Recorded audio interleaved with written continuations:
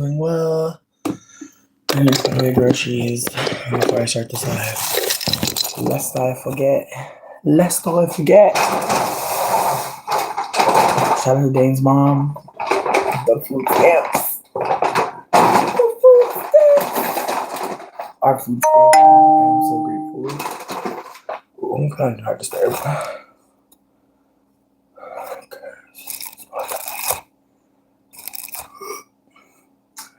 Also, happy daylight savings time.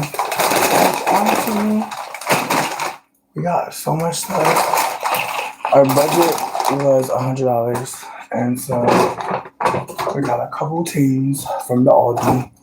I'm actually here to show you a bunch of stuff that I got from this clothing swap today that I went to. What up, Mish? I hope you're doing well. But yeah, I need to put these fucking groceries away because I'm being crazy. Like, I've been home for a little bit. No.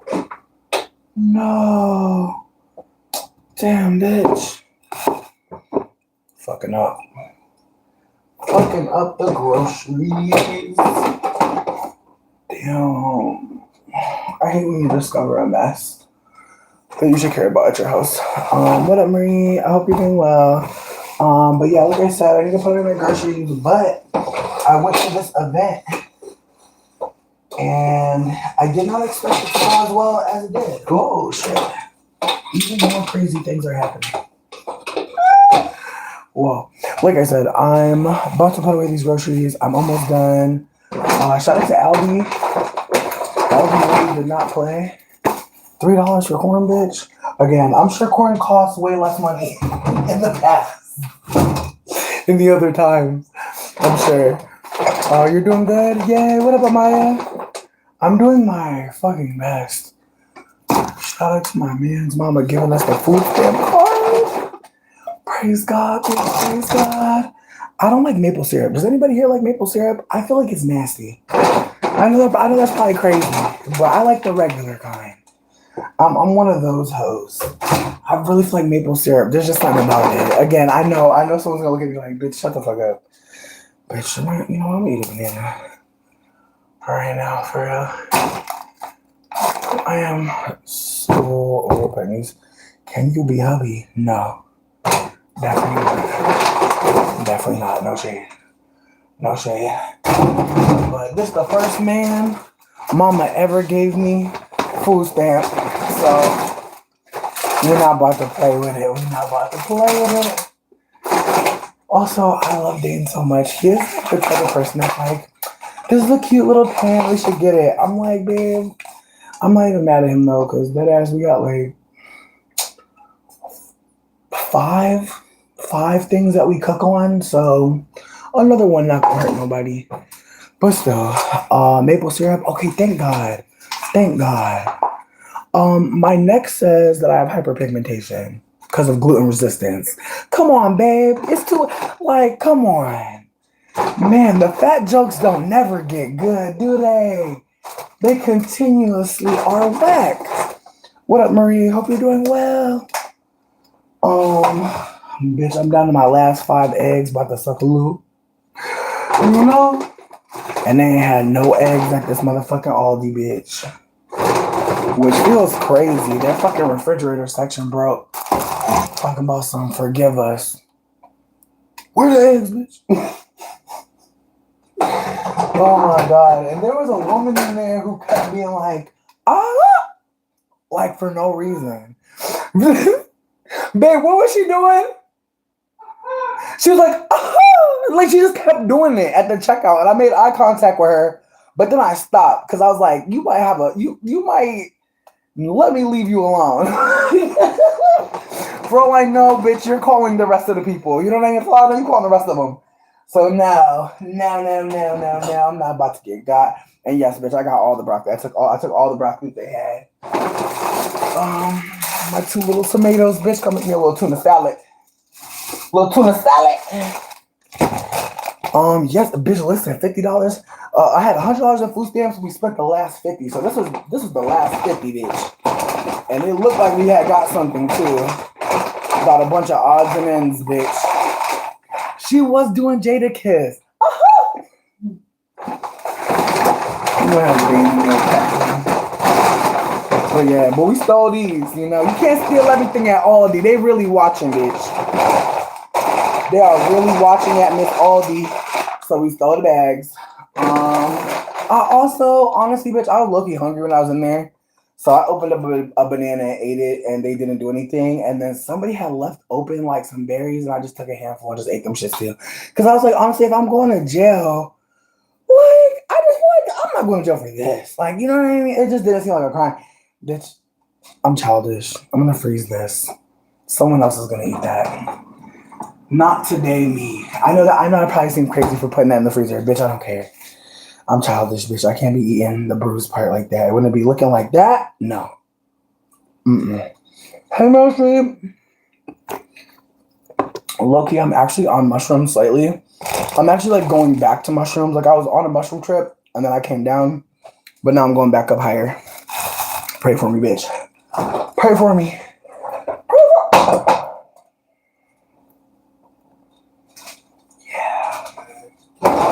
Babe, I'm just fine, but I think I'm about to like something happened to the pesto. I know. I know. It was doing so good, but now I just don't trust it no more. She's dead. Don't judge me. Don't judge my lifestyle, bitch. I'm over here throwing away pesto because I can't put it back in the fridge. But yeah. Meryl Streep, I missed you too. Listen, I literally just came here to show you all the clothes I got from the clothing swap today because I went to a clothing swap. I didn't even know it was gonna be amazing like this. That banana. I know it's getting crazy. I know you're like, banana, cucumber, health, healthy. But I'm low-key starving, bitch. This mushroom strain is not a game. This is not one for bitches that don't eat. And yes, I'm drinking more of the mushroom tea. I sure am. You know what's in here? Some Sprite. The mushroom don't even look like a mushroom no more. It's like little pieces. I had soaked it in some juice like all day. And I add the juice to some Sprite. Sure did. Sprite and mushrooms go together. Oh, thank you. Right? I was influenced by my auntie. My Jamaican auntie used to wear her hair like this. And I never understood how to do it. Now I do. Yes, come through concoction.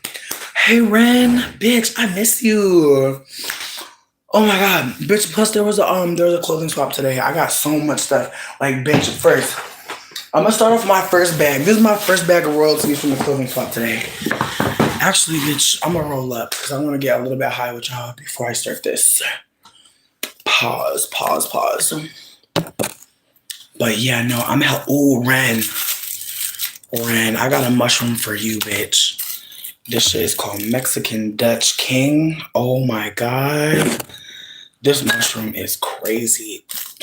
I really felt a lot of emotions earlier. It was just really intense on the come up. But baby, the way I've been laughing and smiling. Right. Listen, Marie, the clothing haul is so special because, first of all, it was called a gay clothing swap. And the thing about it is, I knew I'd probably find some romantic and just eccentric clothes around the gay bitches. What I forgot was that fat bitches be gay too. And as a fat gay bitch, I be forgetting how many of us are there. But sweetie, the way that the Torrids, they had A&A, they had a New Day, bitch. I think that's Miss Target. And bitch, we're not shopping with Miss Target. So I'm glad I was able to get some Miss Target without having to go up in there. Not La Brownie James. That's a cute ass name. Like, imagine trying to make fun of a fat bitch who knows that they're a fat bitch. Like, damn, not your plot. Like, not your fucking stock is going down right before you're like, my God. Thoughts on Kanye West? Delete all that shit. That's all I got. Delete all that shit. That's all I got from Mr. Kanye. for Mr. Kanye, I pray he deletes all that shit. I pray. Man, George, I could just tell George don't got nothing to go going on tonight. And when I put George out, George gonna have to go find something to do tonight. Ain't that sad? George gonna have to find something to do now. You know what, Kevo Brownie, do your thing. Nacho still eat it from the bag. Andy, I'm not talking to you, so please don't address me. Thank you. Some of y'all really want my energy, and I'm not gonna give it to you. And like some of y'all really about to be sick. It's the way it's like 6 people here talking. I'm about to act like I don't see you. Anyways, like I said though, I went to a plus size clothing swap. I did not expect to get what I got. I'm so fucking grateful. Anything that doesn't fit me, I will be putting it together. I'll make a post on Instagram for anybody who cares. Obviously, I smoke, so if you don't like shit coming from a smokehouse, don't hit me. Don't hit me. But no pets and shit. You feel me? I got no pets. Oh, you're so sweet. Kelly, nothing but time, you're sweet. So I got this little crop top. Look, bitch, look, it's stretchy, bitch. It's stretchy. Matte, all directions of stretch. Bitch, the bottom is fitted, but the top though, bitch, the titties can be free, bitch. You see how, babe, I cannot wait. Oh my goodness. Listen, whoever said I was smoking crack, you gotta get up out of here. You gotta get up out of here. The people that say, ew, they just gotta get up out of here too.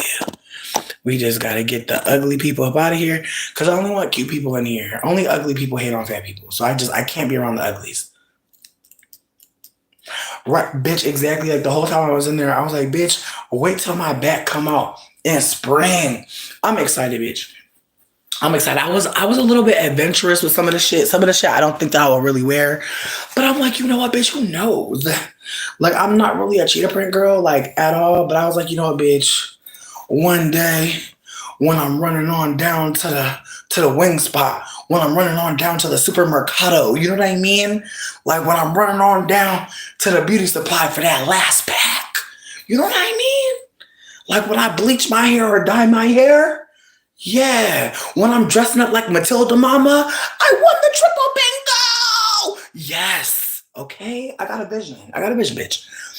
All right, let's see. Then we got this again. A lot of knitted pieces, a lot of free size clothing, bitch. A lot of the big bitches were out, babe. Like I said, look at this shirt, stretchy as the fuck. You know my fat ass love a slub knit. You know I love a slub knit, ho. So they really, all the bitches, and again, this is gently worn as fuck, bitch. I could tell only one back has been in this. Wait till I put my backs in it. It can't even wait. But yeah, no, it's an OD long, stretchy slub knit top. It could be a crop, but I'm gonna wear it off the shoulder with the titty out a little bit, with my titty crack out. You know what I mean? Just like 3/4 of my titty out with it. Marie, I wish you would have came with me, bitch. I wish we could have went together. It was fun. Listen, if anybody's hating, you can leave. We have a no hating policy. If you're hating, you gotta go. We've had enough. We really had enough, bitch. All right. Now this, I'm gonna be real with you. This chevron, I'm not gonna come for auntie now because baby, it's the way I just see her being something else. I see me maybe getting another fabric and doing an inset or maybe a lace inset on top or some shit. I don't know, girl, but she's so cozy. She's so big. I feel like I could put her on with this shirt on I got on right now, babe. Like she really comfy and cozy. Okay, but yeah, like I said, like comfortable.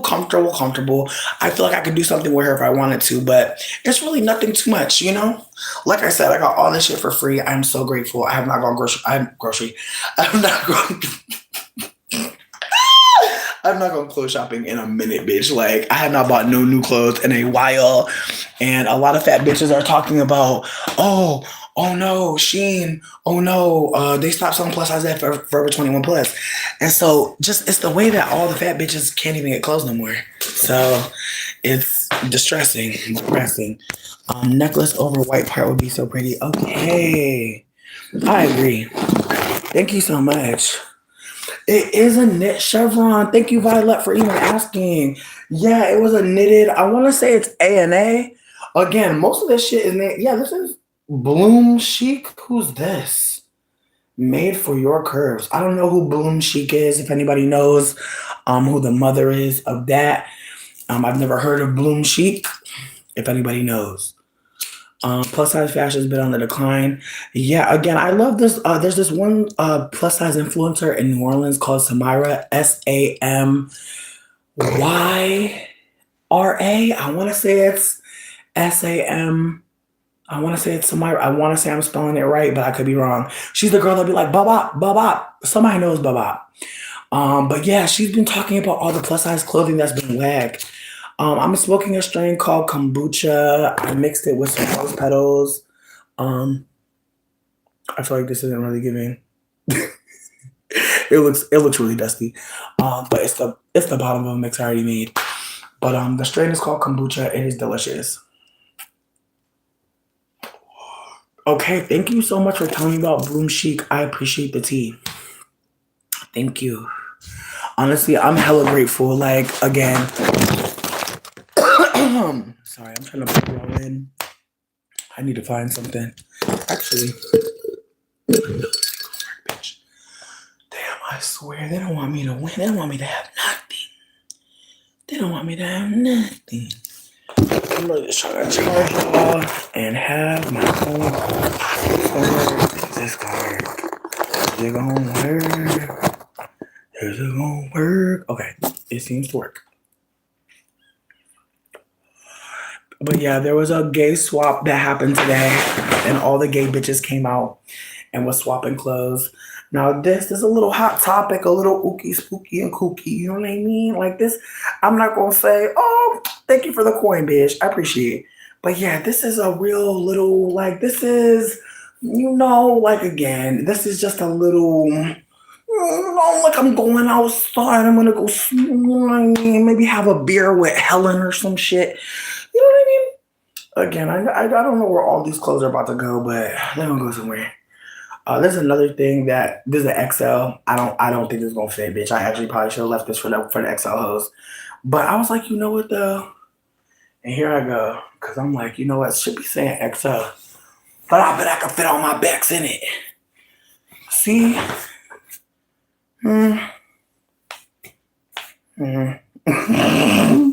You know what? On another day, like with a bra. Listen, I'm not tripping about it like that. They told me they were like, bitch, have fun. So it got some stretch to it, but I'm gonna have to put something on underneath or some shit, bitch. The shit a little bit tight. But that's okay, bitch. It's gonna work. It's gonna work one day. There's something about a good heathered stripe set. Yes, bitch. For real. Come through with the heather. Violet, I appreciate you. This was a random ass thing that I had snatched up. Just kind of felt like it made sense. Again, bitch, please don't come for me, bitch. I was like, you know what? Fuck all the XL, 2XL hoes. I'm taking all their clothes. I figured I could just cut this into a crop top. Again, I just wanted something for any time. You never motherfucking know what's going on. So let's just get as much as we can. And as I said, I got 3 bags full of this stuff.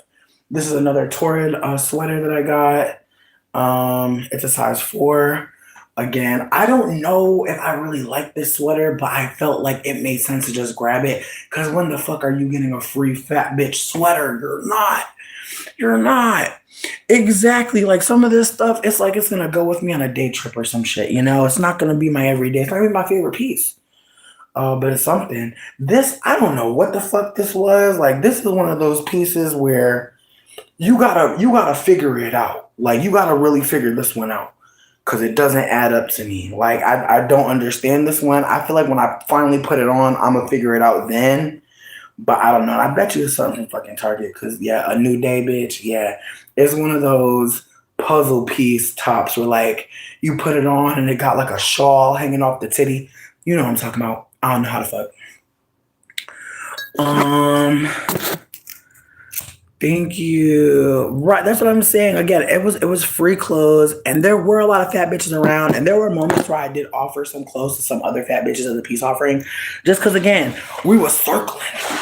Now this, I knew good and goddamn well this is not about to really fit me, but bitch, when the fuck am I finding a fucking vest? Like, there's just a part of me that feels like it was big enough to grab. What size is it? It says a size 20. Again, I don't think it's gonna fit. I'm gonna try it right now. I don't think it's gonna fit. But I was just like, you know what, bitch? I want the best. Like, who gonna stop people out there? I knew it was gonna fit for real. But that's okay, bitch. That's okay. For right now, it is what it is. It might be a part of the cosplay outfit. I don't fucking know, bitch. I don't fucking know, bitch. And not me getting stuck. And not me getting stuck. And not me getting stuck. But it's fine. It's fine, bitch. We still got it. But yeah, I don't know what I'm gonna do with this vest. If anybody is size 20 and actually care about the vest, you could really have it. But I'm just being candid. I didn't really have no plan for the vest. I was just like, bitch. Okay. Jeslyn went from wanting a shout out to wanting just attention for anything. No, thank you. Please go away. Please go. Okay, look, before I took this, hey, what up? What up, they love? Before I took this, I asked all the white bitches if they like to watch Doctor Who. I was like, I don't be watching Doctor Who, you guys. So if anybody watches Doctor Who, really want it. But I love a big sweater. Like, bitch, you see how big the sweater is? Again, it's a big ass fucking sweater, Doctor Who vibes, and it's a big long sweater too. Like, she's long, girl, and she's long sleeved, and she's stretched. She is stretched. She's a little bit off the shoulder too, a little cowl neck. Yes. Again, I know it's getting a little bit warmer out in the world or whatever, but I'm in Michigan. I'm in the cold, so I already fucking know this shit about to switch up on me any day. So let me see. Like I said, I got a couple other little things. Again, I'm just hella excited because bitch, I didn't have to spend $1. Little tank top, little tank top. It is on the thicker sweater side. Again, if you like that sweater, please reach out. As I said, I do not watch Doctor Who. If there's any Doctor Who girlies in here that will wear that sweater, take it from me because I don't care about it like that. If it's gonna mean something, let me know. I'll put that shit in the pack immediately. Okay, let me see. Ooh, this is a little black. And again, unless I say I really like something, please know you can reach out and be like, you feel me? All I ask is if you did want something, just give me $11 to put in the packer. Just give me the shipping for it and I'll put it in the pack for you immediately. But yeah, this is just a black sweater vest. Very basic. Nothing too deep. I want to say, yeah, this is size 3X Ellen Tracy. I'm not sure about Ellen Tracy. I don't know her, but she may have some money. Word. Again, I just want to be super candid. I got these clothes for free. For free. I don't need everything. So if anything catches somebody's eye, and I even said I do not care about it like that, please know I'll never play with you. I will not play with you. These I was excited about slightly because, bitch, I don't have a lot of pants. Like, I feel like pants that I could just, like, bust around in, do whatever. They're so precious. So I'm excited for these pink sweater pants. They're little sweatpants. They got a drawstring. Let me see. Who is this? Woman Within. Okay. High fashion. Oh, high fashion designer. She's a black woman. Oh, well, bitch, let me stop. Let me stop. Let me cherish this piece. Because, again, I was under the impression it was just a basic-ass black sweater. But, again, if somebody did like it, please reach out. I'm not going to play with y'all. Bill Streep, I appreciate you. Please know, though, I don't give a fuck about what they be saying. Please know. Please know. Ooh, this, I actually did not give one fuck about this. I grabbed it because I just felt like, you know what? It's a size 2X. I was not sure where I was going with this. You know the white ladies that be walking dogs and shit outside, and they be having like a long sleeve shirt on, and there's something like this on top. You know what I'm talking about, bitch. It's basically a cardigans. It's basically a cardigans that you wear with like a long sleeve. But I'm telling you right the fuck now, I do not care about her. She is a 2X. She's very well made. She's dress barn. But again, I feel like she's giving. You know, I live in a gated community with my dog. Like, that's what it's giving to me, at least. It's giving super nanny. It's giving, you know, it's giving I go to church. It's really cute. I don't know what it's gonna become, but I'm just trying to keep it. Also, me and some of these fat girls were talking shit. I was like, listen, I was like, I'd rather another fat person take something and just have it in their house than somebody skinny take our shit and make it their own. Because that's what be happening. Skinny people be taking fat people clothes and be zhuzhing it up and just be cutting it up. I weep for all the plus size vintage that's been fucked up. Word. I appreciate it. Yeah, look, another little basic slub shirt. Nothing too deep, but just something to fry some chicken in, bitch, you know? Let me see. Oh, this is a Harry Potter shirt. I ain't wearing this shit. I'm not wearing this. I'm not wearing this shit. I'm actually gonna burn this. Ooh, fuck that bitch. Honestly. Mm-mm-mm. That is so sad too, because I used to really love Harry Potter, bitch. Now I know this shit probably ain't gonna work. It's a LuLaRoe large, but bitch, I love the sleeves on it. Like in my mind, not a headscarf, bitch. That shit is some dry ass polyester. It's them twins, poly and ester. It ain't never gonna be on my head. But yeah, no, I feel like this is gonna be a little crop top or some shit. You know, I'm gonna cut it so that my titty poke out at the bottom. Not a shirt to catch the oil. You know what, bitch? I'm gonna put that shit. Put that shit underneath my shower, my shower rug or some shit. You're smart as hell. Thank you, Kendall. I hope you're doing well. Oh, you're so cute. A short sleeve. You know what? Maybe so. Maybe so. Maybe so. Like some of the shit had tags on it, bitch. Like, look at this. This is fucking Torrid. 32 fucking dollars, babe. Like how? And this ain't even my size. It's size 0. But I could not let it go. I was like, bitch, it got a tag on it. Like, sweetie. I don't know. If anybody out there needs like a white Torrid baby doll top, let me know, bitch. If you're a size 0, let me know. Cause I feel bad. Cause it's the way that I wanna this the way I wanna do something to this. It's the way I wanna try to do something to it because it's so pretty and ooh, see, I was about to say it's stretchy, but it's only stretchy on the top. Right. You know what? They love a peplum bitch. They love a little baby doll bitch. What's the fiber? I bet it's them twins, bitch. I bet you it's them twins. Polyester. Yeah, they don't got no tag info. Oh, here we go. Oh, rayon. Rayon and spandex. Okay. Okay, rayon. It's rayon. I don't know, bitch. Like, I could just leave it as is. I might cut it. Who knows? I might cut it like into like a really intricate like crop top or something. I hear you on dyeing it, but I like the white. I feel like I might do something with it as while it's white because I don't have no white clothes. I don't trust myself. But since I didn't buy it, it'll be fine. Another little basic little cami. Ooh, I was excited about this color. Ooh, this is a Lane Bryant 2224. I love yellow. It feels kind of like with cotton, but also a little bit like a towel. Ooh, there's paint on it. That's so cute. Oh, this is somebody's like painting shirt. This is their art shirt. Wow. I'm excited. It's really, really, really stretchy. Ooh, but it's okay. It was less stretchy before I got involved.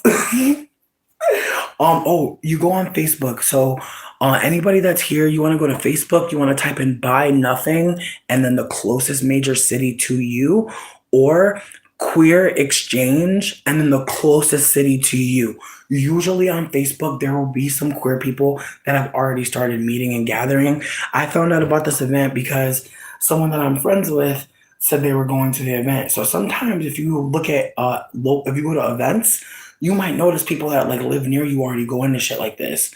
No, I'm not a guy. I'm just a bad bitch.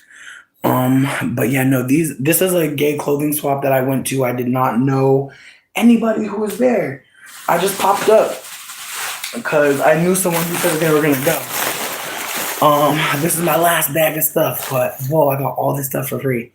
I got these mittens. I got them for Dane because honestly, he don't got no mittens, and it's still cold out here. I got a shower. Yikes. Yikes. Rounds produce a chemical. Okay, listen, I'm just talking shit about polyester. I'm dead ass just talking shit. I really don't have no issue with poly or ester. I just like to say them twins, poly and ester. I promise you. I'm just being annoying. But I appreciate you for telling me more information about rayon. No dead ass. I appreciate you for telling me. I was trying to be funny. But yeah, I got a shower curtain cover, which is exciting because, sweetie, I needed one and I did not want to spend no money on that. Somebody was giving away brand new socks. Took those. This was like the last stuff I got. So like this was like the stuff from like this one girly who I posted about on the Discord. Her name is Kat. She's so fucking nice. But this is Torrid again. This is a size 4 and it's like a bandeau maxi dress. This is lint. Don't worry, bitch. Don't worry. But yeah, this is cute. Again, this is a size 4. I probably, between me and you, if anybody cares about a size 4 maxi dress from Torrid, you can have this. Just reach out. Like I said, the shipping pack probably costs like $11 to throw it in there. So just putting it out there. If anybody wants any of this stuff that I didn't give a shit about, please reach out to me. I have no problem. Ooh, the white lady who I got this from, she was like, this is the best. This is from ModCloth. She said this is the best crop sweater that she's ever had. And I'm gonna be real with you. This crop sweater just called to me. I love stripes. I love emeralds. I love white emerald stripes. So fun. And this is so soft. I'm hella excited. Word. I'm grateful. Hey, I'm glad to hear that. Oh, y'all are so sweet. Not sweet. Y'all are so sweet. I appreciate y'all for just hanging out with me while I'm out here. Ooh, I'm really excited about this. These are fucking cheetah or leopard, bitch. I can't remember. I don't know if it's leopard. I'm pretty sure it's leopard. It might be cheetah, bitch. I think it's cheetah. But yeah, this is a like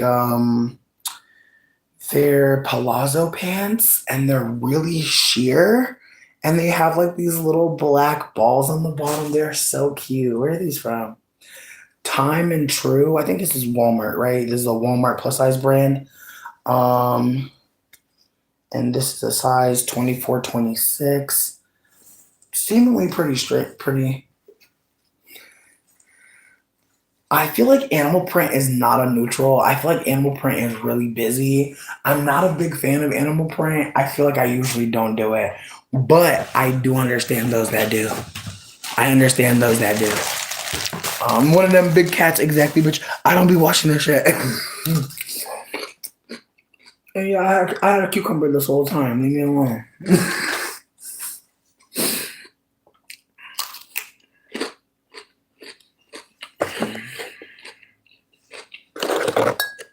I don't know how I'm gonna look in these cheetah print pants. Between me and you, if I look ugly, I'm just gonna probably again put them in a bag for when I make fat friends out here. More of them at least, because a lot of my friends are like gone, bitch. But hey, let me see. These are Torrid jeans. I think these are 24. These are 26. I usually don't go for a ripped jean. I've never been a ripped jean girl. But I just couldn't pass it up. Again, when you find a size 26 pair of jeans that are for free, I don't give a fuck what's going on. Like, these will be shorts if they need to be. You feel me? I appreciate you for saying that. I appreciate genuinely. I really don't know what I'm wearing any of this stuff with. Like, I'm gonna try my best. I feel like I've just been getting dressed to not be naked. I feel like I have not been putting together looks. And like today, I actually did my makeup. I actually wore earrings. Like I felt really pretty. And people gave me so many compliments. And I wore a mask, so people couldn't really see anything but my eyes. But they were like, bitch, they were like, you went in, you ate it. I was like, damn, thank you. Well, I got some more sweatpants. Again, bitch, me, I can never have enough sweatpants. They're so expensive and they're so hard to maintain.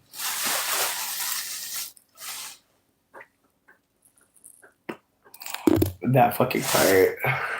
Um, more sweatpants. More sweatpants. And I feel like these are Torrid size 6.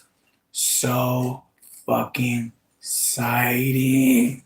Fuck. I love big ass pants, bitch. There is nothing like having a big belly, a big booty, and some big pants. Oh, and there's like a little design on them that's fading, even better. You can eat people up with a mask. Right. I feel like if your makeup gives with a mask, like that's a high compliment. This I want to say this Forever 21. This is Torrid. Wow. Okay. It's it's one of those like has like the elastic in the top bandeau dresses, so it like doesn't slide. I'm gonna be real with you. I am forever a florals girl. There's something about this florals dress that does not give to me. But again, I was like, bitch, I don't want to be too picky, and I got this shit at the very end, so I was just kind of being a little bit greedy. But listen, I don't know. I feel like I want to dye it or something. I feel like I like it. I like it. But I feel like there's something about the color pattern. Like maybe it's just too pastel-y for me. Maybe I would want it a little brighter. There's a part of me that wonders like what would happen if I put like gold fabric paint over the whole thing. I really wonder. Like I feel like this might be a batch of clothes to experiment with because some of this stuff I don't really know about, but I'm open. No, Forever 21 closed many stores and they've also discontinued many plus size clothes. So there's that. You've never been to a Forever 21? Word. I feel like that was the first store that really. I feel like outside of Torrid, because I feel like Torrid made being a fat bitch feel kind of exclusive. Whereas I feel like Forever 21 is like, hey, you want to shop with skinny people? That's what I feel like. Ooh, bitch. This, I was so excited for it because it has like some weight to it. Like it's one of those like black, um, really basic. Again, you know how motherfucking Tori loves a baby doll. They love an empire cut, bitch. They love this shit. They love this shit. They love to just have your titties just in their own pocket. But yeah, this is a Torrid 5. And again, I feel like right now I'm like between like a Torrid 4 and 3. So if there are any people size 5X that seen any of the 5X stuff and want it, please reach out to me. I will not play with you. Let me see. Cause I was scared I wasn't gonna find shit in my size. Fucked around and found shit in my size and above, which is so exciting. This I grabbed this shit on a whim. It's a little bit more worn than other things, but I am a Torrid girl, so that's why I grabbed it. It's a Torrid size 26. Again, my thought process was it might come in handy. I might like it. Somebody else might like it. Again, this is a size 26. It's got a little bit of. I feel like it's missing a belt. It's missing some things, but it's still with us. It's still with us. So who knows? I think I'm gonna have fun with it. I think I'm gonna just do a couple things, and who knows? Maybe that's something that I can do too. Because I wasn't really thinking about it, but like a plus size like thrift shop or something. Like I really wonder how that could go. I really wonder because like again like the joy that I felt today, and again I'm saying thrift shop, and my thought process is this: when I go to the thrift shop out here, there's like a day to go where like everything's like cheap as fuck. And in my mind, I'm like, I feel like, and this is, hear me out, I feel like a thrift shop in my mind, I feel like we want to be able to pay for shipping the stuff. And I feel like we want to make sure that like if people are like sorting through the things and like going through the things, maybe listing items that they're paid for that. But I feel like outside of that, I feel like there's so many fat people who have met like I have so many friends on the West Coast shopping addictions down. and they're just like, I always have clothes, and it's like, wow. No, it was super cute. I like the lace. The smocked panel indeed. But yeah, I think I don't know. I feel like that'd be really fun to have a plus size like thrift shop or clothing swap or something. Because that's the thing too. It's like I don't. I hate the idea of like all of these clothes like not being with someone that's like in love with them and happy with them. But at the same time, I love the idea that like nobody has to really worry about like anything past like donating what they have. But I'm also thinking about like I don't know. I don't know. It just felt really good. It felt really good. And it's like, damn, imagine like just all day hanging out with like fat people and talking about clothes and stuff. It sounds fun as fuck. Okay, the lease was like okay, weird. Listen, the live comments are getting so interesting. They're getting so fucking interesting.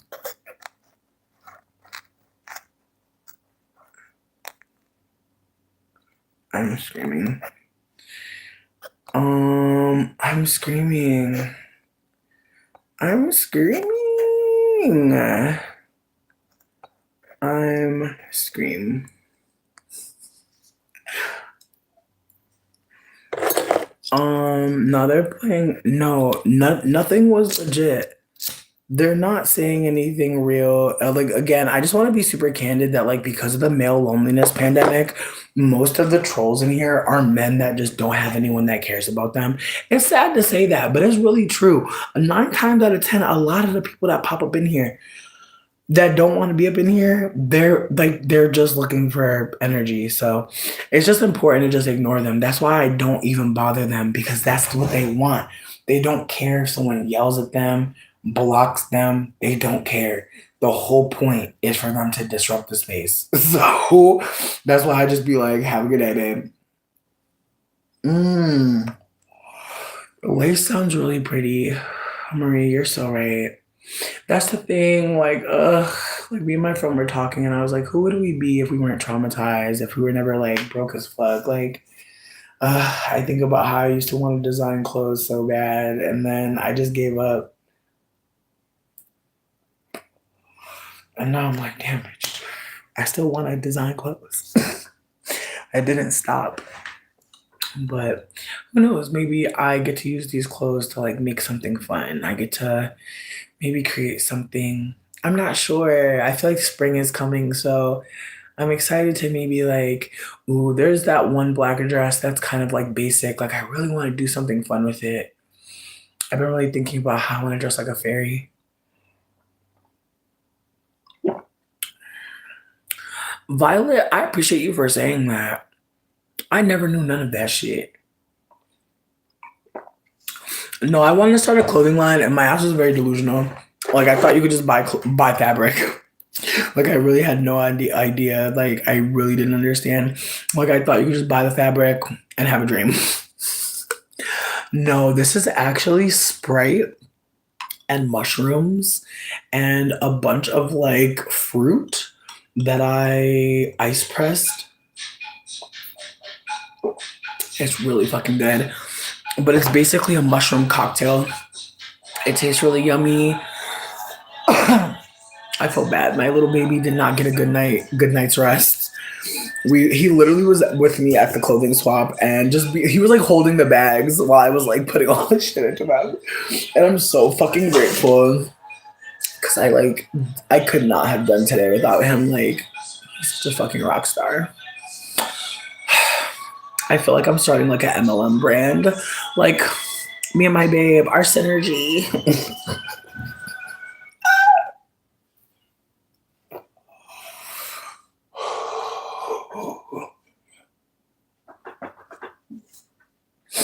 Just in such a good fucking mood, bitch. Honestly. Also, I want to show you these mushrooms that I got. Do I have any tips for anyone that wants to start a YouTube? Honestly, if you would like to start a YouTube, I would say maybe start doing something that you know you like doing. Like I know for me, I started just talking to people, showing off clothes. Like I enjoyed getting dressed up super cute, so it felt really good to show off my outfits and get support and validation from people. But at some point, I started becoming a storyteller because it turned out that I like to tell stories. So I feel like just start doing what you like doing and people will gravitate to you. But even if they don't, that doesn't mean stop. I feel like if you enjoy doing it, keep on doing it. Don't look for the number. Don't look to see who's really giving a fuck. Cause you're gonna find that there's gonna be people that just show up. Like you're gonna find that like there's gonna be people that just hear you. And so I hope that people pay attention to that. Like whoever just gets it, whoever just hears you, whoever just doesn't make it seem like you're hard to like or love, that's where you should go. There's gonna always be people that act like it's hard to fuck with you. Save yourself the stress. If people making it seem like you hard to love, like maybe just don't look for love over there. It's easier said than done, don't get me wrong. But there's some people that genuinely want to hear from you, like genuinely care about what the fuck you think, feel, and so they're gonna be there. And then there's people that is gonna feel like, damn, like, what did I do? You're gonna be worried about it. But anyways, I wanted to show you guys my favorite mushroom strain right now because I'm obsessed with Hay. She's one of the baddest bitches. I literally wanted to share this with people, but I'm like, no, bitch, I'm keeping this for myself. I'm gonna have to re-up for the crew when it's time to re-up for the crew, bitch. But well, oh, she's so beautiful. I had the smaller one of this. It's called Mexican Dutch King. Sweetie. Now I've decided I'm gonna just call it Mexican King. And this is his baby. This is a little baby friend. But yeah, I already have some of this in my Pacquiana, in my Drinkiana. This is just a piece of the other one. I literally ripped it to smithereens. There's just strips of it floating around. Shrooms taste like nothing. I feel like it's either you don't taste nothing or sunflower seed vibes. Like it just tastes like nut protein, nut and protein.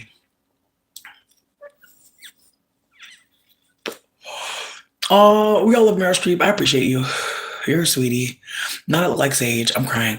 Listen, with mushrooms, you can customize the flavor. I put a strawberry, some grapefruit, some mandarin, orange. Like I was just squeezing fruits and shit up in here and letting it just soak into the mushroom. Then I added a bunch of ice. The ice was pressing into everything and extracting all the psilocin. Me and Dane had an amazing mushroom trip earlier together. This was so good for a couple because I feel like it really did hit the throat chakra. Like it's very communicative, and I feel like we got a lot of things off our chest. Um, my name is Hines.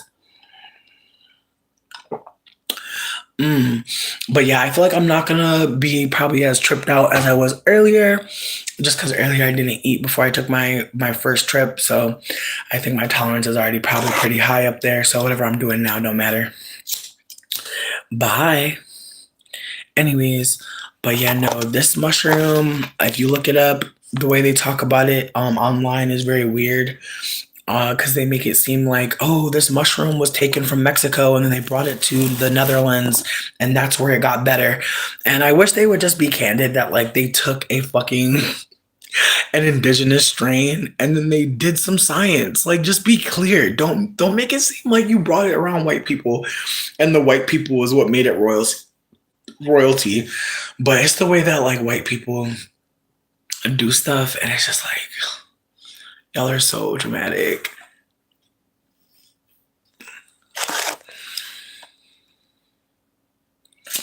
I mean, see, that's why I put mine in juice because the mushroom, the whole mushroom is full of magic, but you can extract the magic by putting some acidity on it, and some people will just throw them in like a Coca-Cola. That's the cheapest way. If you don't want to buy no fruit, if you don't want to do nothing extra, Get you a can of Coke, throw the mushroom in there, it's gonna do the thing. But if you want to go a little bit more holistic, any fruit you have in your fridge will probably do. You can do a lot to make it your own. I personally feel like the most economic way to do mushrooms is to grind it, add some of the ground powder to lemon and some honey, and then freeze it into ice cubes with some water. Like, make ice cubes out of it. Don't just try to take one big ass trip. Like, the best way to do it is to make a bunch of little ice cubes into like little baby trips. That way you can add it to like water, add it to a lemonade. Like, you can do anything with it. But once you put that mushroom in that honey, it's shelf stable. Once you put that mushroom in some Nutella, shelf stable. So just consider that. You can add mushroom to fresh cocoa nibs. You can add it to uh shit. You could actually put it in some fucking like, you could probably put a little sprinkles into some Starbursts and like just, roll them up again. DMT and ayahuasca are not magic mushrooms. Ayahuasca is its own thing. DMT is not connected to mushrooms but has similar effect. DMT is actually the chemical that releases in your brain as you die. So I just want to be super candid that there's a lot of different things that you're talking about, but they aren't mushrooms. Um, Lemon techs are fun. Oh yeah, no, the lemon tech definitely fast as fuck this time. Like, I was crying and shit. Dane had to soothe me and shit. I was actually acting a fool. But it was a good time. I feel like I suggest it. I would suggest that strain to somebody who isn't necessarily a newbie, but wants to take another step. Like, if you feel like you've taken mushrooms and it's been fun, but you think you could do more or go farther, I think this is the one because it really had me like just. I don't want to be on some Kylie Jenner shit, but I was realizing things.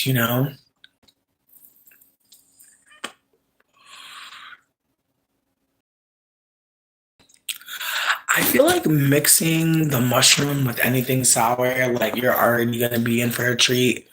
But I also want to say, like, bananas before you take a mushroom trip, boost the trip. Kiwi before, avocado before. All three of those grow in high fungal areas, so they have a protein called chitinase, which breaks down the fungal wall of the mushroom. So right before you get to the medicine, there is like a cell wall around it, and eating a banana will kind of like neutralize that really quickly. So just a PS on that. Kiwi as well. The citric acid, I had no idea. And I don't remember sour Starburst. I remember sour Skittles. The quality is good for real. I've been scared this whole time, bitch. I literally upgraded my internet. I was paying $10 for internet before, and that's why this quality was shittier. If the quality is actually good, that's great. But I'm definitely paying for a higher quality internet. So praise God.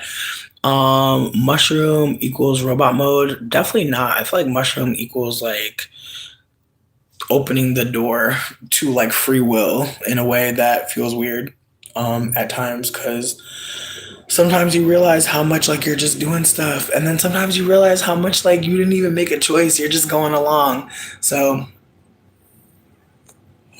but I'm gonna be super real with you. I'm smoking this strain that is so boring, and I'm gonna tell you about it because some of you might need some boring weed too. But I smoke a lot of weed. Some of y'all know this. But one of the things about smoking weed is that some strains do not let you smoke on them like that. Like, some strains will be like, get the fuck out of here. Get out of this house. Like, some of this weed will be like, sweetie, why are you still sitting here? This is one of those strains. And I'm only sharing this with you because, bitch, I got a sale going on this week, bitch. But also because it's an important strain to know about, just in case you happen to be one of them bad bitches out there who's going to start a garden this motherfucking spring. Yeah, I see you. With that being said, the strain is called kombucha. It is a hybrid strain, but it's sativa leaning. It is an antipsychotic, meaning that this strain, I feel like, baby, this is the first one. Babe, it's been an hour. Sweetie, somebody knows that I'm a chain smoker. Someone here knows I'm a chain smoker. Bitch, I've been here for 54 minutes. This is the only one I've smoked. I'm telling you. No games. This strain do not let you play with it like that. Once you smoke this strain, you gotta go do some shit. Once you smoke this one, you gotta go. All right, so just PS on that. If anybody needs weed that's gonna not let you sit on the couch all day, not gonna let you bullshit, even especially if you have ADHD and you be kind of, I'm fucking crying. I'm fucking crying.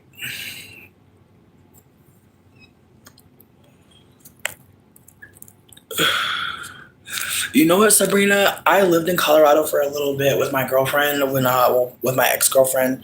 It was okay. I feel like Colorado's a nice place. I don't think I would ever live there again just because it's so dry. If you are naturally prone to having dry skin, I would not go to Colorado. It is so dry there. Even in Michigan, where I am, pretty fucking dry. So just PS on that. What up, Queenie? What you need? Harriet asking what the hardest thing you can do. I don't know what you mean. I'm a pretty soft person. I don't really be doing hard stuff. But thank you for asking. I appreciate that. Also, there's a pagan festival coming up that I got invited to by a black pagan bitch. His name was Yuki. And honestly, Yugi, excuse me. Yeah, his name was Yugi. And I'm hella excited because he was dressed like hella like he had like jewels on him and gold pieces. Like he literally looked like an unclickable NPC character. Like I don't know what he up to, but I want to find out. If one of my parents came out as gay when I was an adult, would I be mad? At this point, no. I would be happy for them. I feel like it would have been cool to know that, like when I was younger, that would have been fun. But at the same time, nobody gay like has to tell you about what they're up to or like about them being gay. Like just keep that in mind. Anyone who tells you, like they trust you. If you want to smoke weed, then I should smoke Jamaican yardie weed. Michael, thank you for the tea. The altitude is hard for smoking. I mean, I feel like Colorado is the mile high city. It's beautiful. You are literally 1 mile in the sky living there. It is a beautiful place. Do not get me wrong. If you could visit Colorado, I would suggest it. Living out there financially, evil. It costs so much money to live out there. And on top of that, the weed prices are not that good.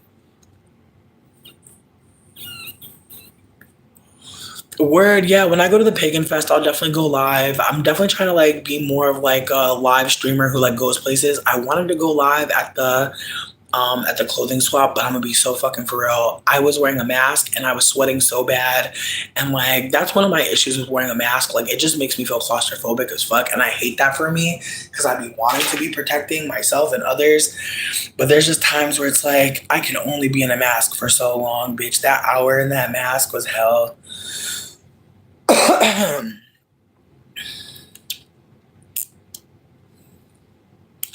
I mean, if your parent comes out as trans, I agree that like the parenting dynamic can shift, but I think like again, like people don't have to tell you this stuff.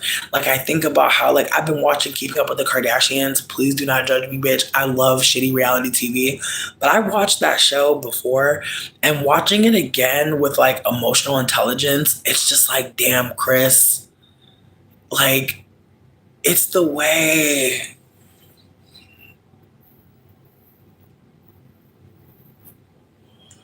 It's the way Caitlyn was just like clearly transitioning before our eyes, but it was just kind of like not ready, not the right time for them, you know? Oh, Sabrina, thank you. Do you create any content? I be trying to sub back at this point because honestly, like I'm trying to see what the fuck y'all be doing.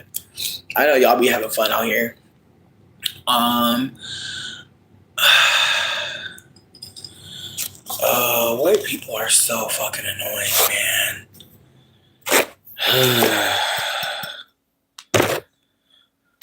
White people are so annoying. It's the way that you could tell when you're talking to somebody white these days online without a picture, and it's just, ooh. And see, that's the thing too. Like, you could just tell Caitlin's transition was happening. You could just tell, but you could tell it wasn't the right time for the family. I've been watching Teen Mom again too, bitch. And it's the way, like, bitch, it's the way I used to really like Chelsea. And listen, if you ain't never watched Teen Mom, bitch, well, that's great for you. But as a youth, I was really like, what's going on here? But I used to really like Chelsea. But I recently watched an episode where I seen Chelsea just treating Aubrey so badly, and it just sucks because it's like, in retrospect, I can see clearly how like Chelsea just wanted to have like a do over after Adam. She just was like, "Damn, I'm tied to this crackhead forever. I'm a single mama." And again, it's the way that like when people talk about single mothers or baby mamas, like as much as that conversation is racialized and coded, it's the way that like it doesn't change like that the women that are not black that are single mothers, they know good and goddamn well that applies to them too. Even if people may not be being overt, they know in some ways like they are the baby mama people are talking about. And so that's why they desperately, like, again, it's the way all the white bitches desperately try to get married immediately because they're like, I cannot be a baby mama. I do not want to be by myself.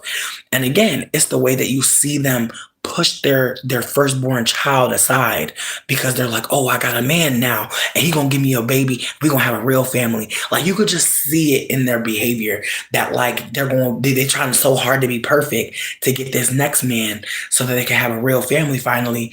And it's just like, it's the way that I watch that shit as like an oldest daughter, and I just know like it's the same story all the time. Like a man will abandon a woman, and next thing you know, the firstborn daughter, she lost, she now mother, she now parentified.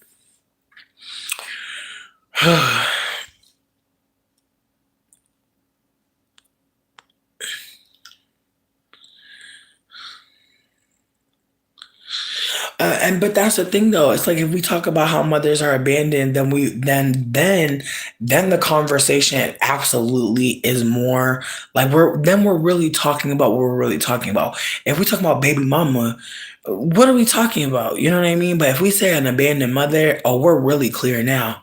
But again, if we say that Chelsea was abandoned by this white man, how does that conversation change? If we start looking at white women abandoned by white men, what do we talk about then? Like, we can't, once we can't racialize it, how does it shift?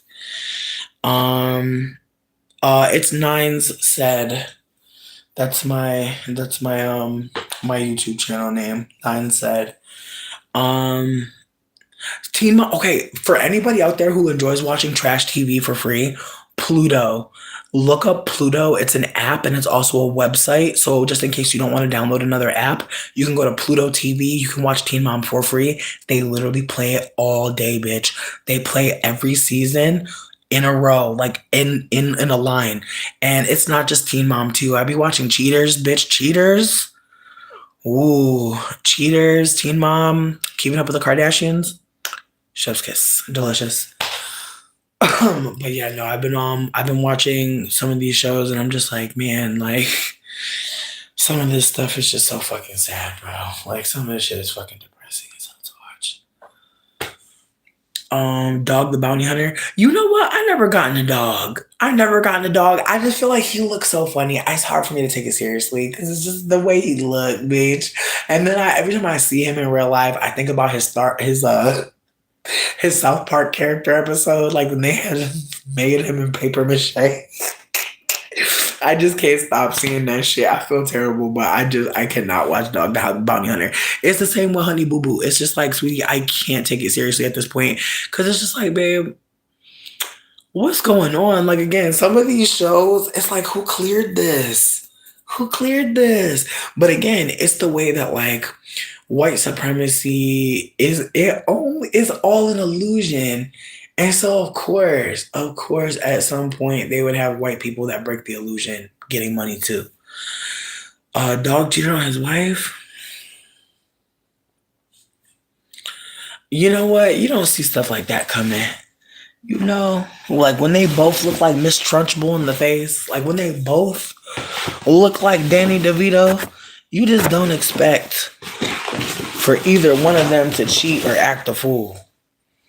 You just really don't expect it. Yeah, I got two different fucking cucumbers. Leave me alone. The show Cheaters, I'm gonna be real. Cheaters feels like it could actually be quite unethical. Only because there's so many moments where people will be like, bitch, I moved out, bitch, I left you. And it's like, I know this crazy bitch did not call cheaters and make it seem like somebody cheating on them whole time. You're an ex whole time. You're using the camera crew to be manipulative. Wow. Like I've just seen some stories unfold where it really seemed like this sick ass man was just stalking this woman with the show. What up, Sabrina?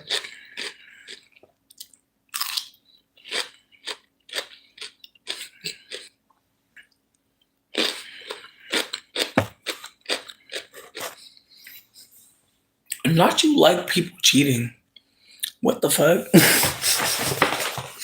That is such a wild thing to share with us. But I'm glad you being honest about your life, you know? But see, that's the thing. Some of them though, see, here's the thing. There's some cheaters episodes where like you can't see nobody's face, where the name is redacted. Like there's some where I could tell that person like they really put the law on that bitch and was like, hell no, you're not putting me on there. Like you're not putting me out there. Hell no. That's the only thing. Like sometimes like yeah, sometimes I'll be like, what the fuck? Like sometimes I'll be like, y'all both gotta check. Sometimes, but then there's moments where I'm like, nah, you definitely did some dirt and you wanted nobody to know who you were. That's the shit. Yo, last night I watched one. It was so crazy. This woman, she had been married to this man for 20 years. She had paid for him to go to medical school, and he was now an anesthesiologist. And whenever he would go to work, she would literally go thotting. Like she would go to the bar and meet up with dudes and just vibe out. And her husband was like, 20 years, Nora? 20 years? She was like, I put you through medical school and now you never home. I'm like, the white lady, indeed. Not why do you remember that? I'm screaming. I just feel like that one had me thrown. Cause she was a very bird-faced white lady, but she literally was like, bitch, I paid for you to go to college and now I never see you. And now she just literally thotting at the bar. She just getting wasted at the bar, meeting up with men. And it's just like, damn, sweetie, while your man is at the damn hospital. And meanwhile, he's like, I'm saving lives. And she's like, so you ain't never home. And I'm like, damn. Like that is a different type of life. Can you imagine paying for a man to go to college? You married for 20 years and you just starting at the bar. That shit was crazy. And at first he was sad. At first he was crying. At first he was like, Nora, no. Like at first he was really, and then at some point he was like, honestly, fuck you, bitch. He was like, actually, like, he's like, and it sucked because at first, like, you could tell he was heartbroken. But then at some point he was like, bitch, my name is on all the fucking lease, all the deeds, all the money. He's like, bitch, I'm gonna cut all the cards off. I'm like, damn, the fact that he didn't think to do that at first, like he was really just like she had the nerve to like tell him, I don't think you should come home. And then he's like, bitch, to my house. She's like, yeah. She's like, you're never there. I'm like, girl. Again, there's times where I be really team the bitch, but in that one, and then the dude she was cheating with, he was like, he was bewildered and it killed me because he was like a younger dude too. She was very much older than him by at least 10 years. And he over here like, she told me her name was Candy. I was like, she did. She had mad boyfriends. I was like, girl, you better. Again, I just feel like I only felt bad because I'm just like, girl, 20 years. 20 years. And bitch would kill me. Like, girl, listen, I know I'm a simp for this, but he called her. He's like, hey, I just got off work. I want to go out with you tonight. And she's like, no, not tonight. And she was dotting and bopping. I was like, girl, that's the part that always kills me when the cheaters get the phone call and they be lying. Oh, sweet Jesus. I've never seen one where the cheater was like, you know what, let me do right. Like, they always do something fucked up. They always act a fool. They always act a fool. Listen, I'm going to smoke one more with y'all. If anybody wants a tarot card reading, let me know. I'm feeling it tonight. I actually did some readings earlier for some folk. And it was a cute time. And I enjoyed myself. But as I said, this weed don't really let you smoke on it. It's really like hating on me. So I'm about to... Actually, I'm going to mix this bitch. I'm going to smoke something else because I already know this bitch going to act up. This is Super Booth. I've had this on the menu probably for like 2 weeks now. It's fun. I feel like the only thing is I'm not into sativa like that. But the Super Booth is fun. She's still a good time. Even though she a little dramatic. Did you miss the clothes? Yeah, bitch. But I'm gonna keep the live up. I'm gonna keep the live up so you can see it all. But it was a lot. It was a lot. But there are some things in here that I didn't really care for. So if anybody who sees anything that they liked, please reach out because I will not charge you no money other than you. But also I smell this house smells like weed. Oh, you like Tangy? Good to know. Good to know. I'm a big fan of sour Tangy. I feel like that's my Tangy strain that I like. 9, I got you on the reading. Not Tammy. How's Tammy doing? I hope Tammy's good. I've been trying to get back into Real Housewives recently. Bitch, why was Real Housewives of Atlanta on the other day? Oh my fucking God. It was the episode where Kim was trying to like start her music career and she was trying to get Candy to produce Don't Be Tardy for the Party. And this is when Kim was trying to like show her the original track. And Candy was like, this song is terrible. Or D-Lo produced. Sweet Jesus. Nah, I didn't know Kenya's gone. 9, you said you wanted to get a tarot card reading. Do you know what you want the reading on? Do you know what you're looking for? Let me know. General relationship? Heard you. Heard you. Are we pulling from the top, the middle, or the bottom? Yes, the country song. That shit had me screaming. Ooh. I really don't like Kim. Kenya showed somebody sex tape. Ooh. Who's sex tape? Not you about to get me in.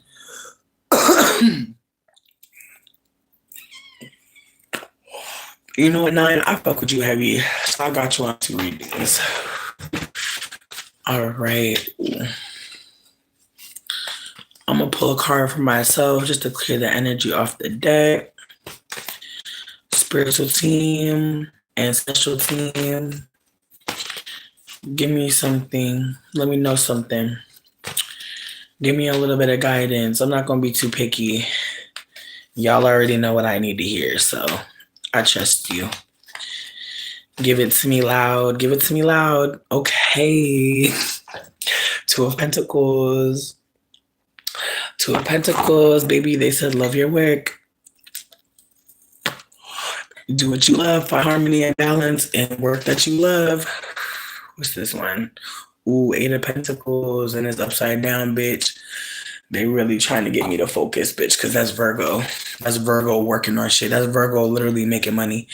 Ooh, 6 of Pentacles upside down, bitch. Ooh, the Pentacles not playing with me.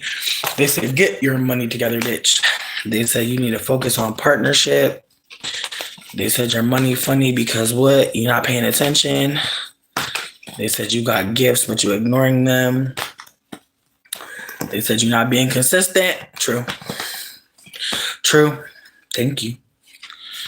No, 9, this is me. This was a reading for me, baby. This is a reading for me. This was me clearing the deck. 9, we haven't even called your ancestors. Don't even know that you need a reading just yet. But we calling you. We calling. All right. The J was already rolled. The J was already rolled. Don't worry. All right. So 9's ancestral team. They said they want a general for the reading. Oh, okay. I was about to be like, wait, no. Let me see.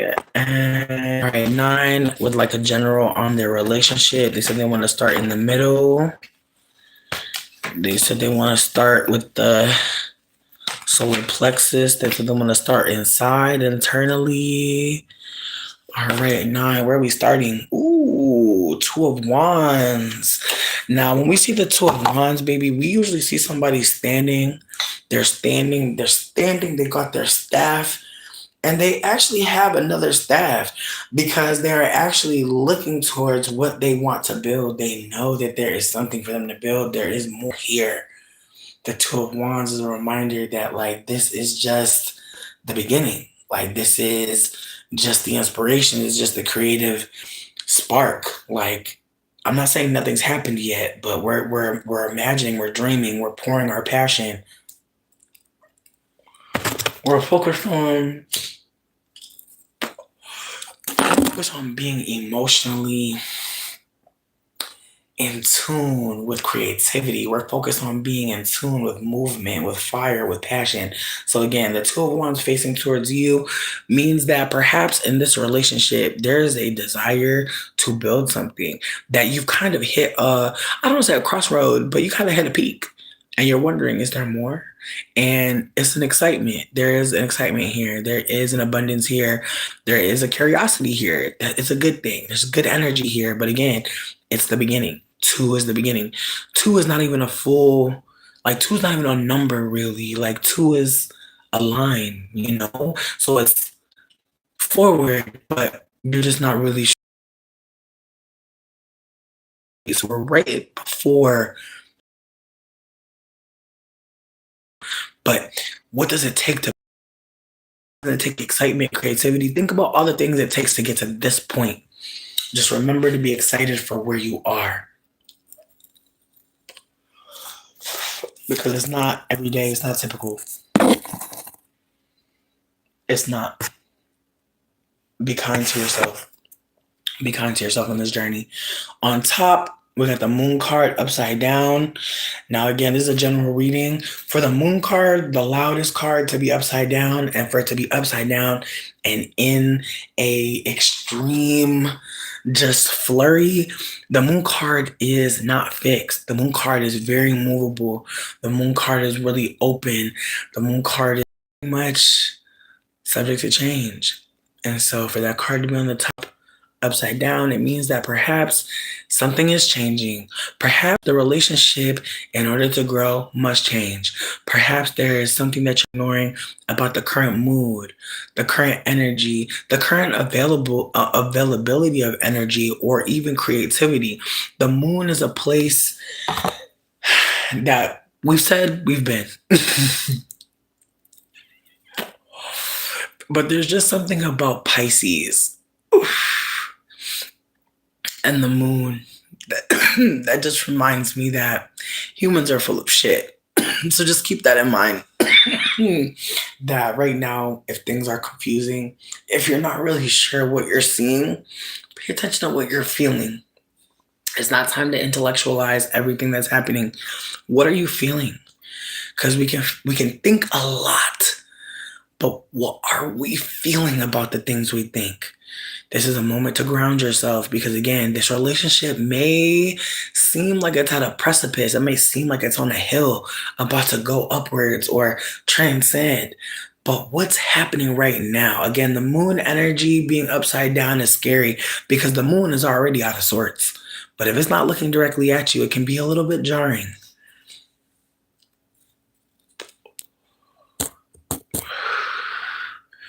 Now, the last card. One on the bottom, 8 of Pentacles. This card I pulled for myself earlier but it being on the bottom is a whisper, it's a reminder that relationships take work. And this is not me trying to discourage you from being in this relationship. It's me trying to let you know that like this relationship is not just working out because it's working out. Like there's things that we have to pay attention to.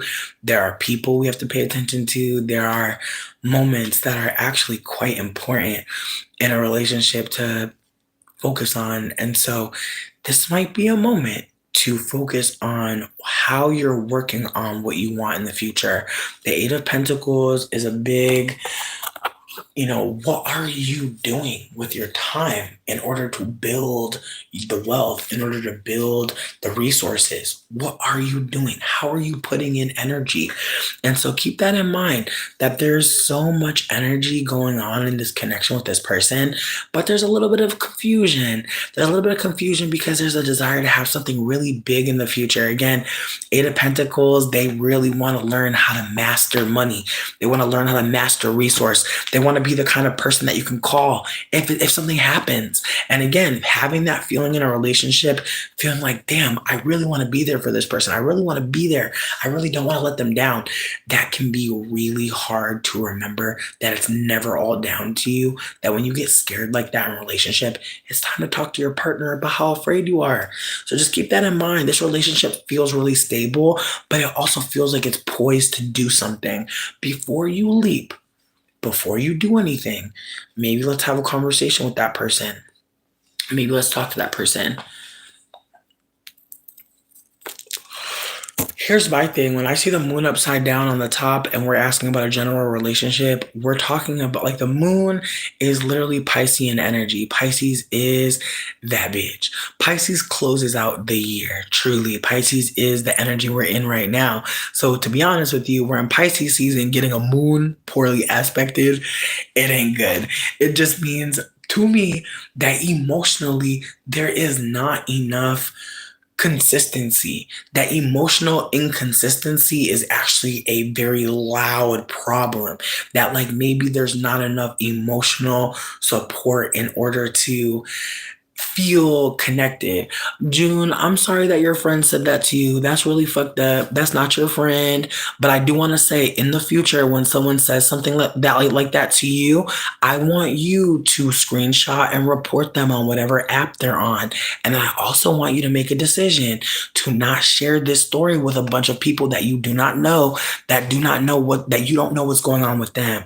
I just want you to consider that sharing this story with someone who's not your medical health care professional or even someone who is a better friend to you can be actually abusive. Please don't bring this to every place that you go online. Please don't do that. Please, June. In the future, please don't do this, because really at this point, you're forcing people to have to be doing emotional labor for you. And real talk, as much as we know that this is not your friend, you don't know that. You're not sure that that's your friend or not. You don't know. And so again, I just want to just urge you, if people say things like that, let's report them and let's not share that with a group full of people that we don't know. That's all I'm asking. Please, please, Jen. Just focus on that in the future. If people say stuff like that, people say that it's time to be unalived, it's time to report those people because we don't want to spread that anywhere. Yeah, listen.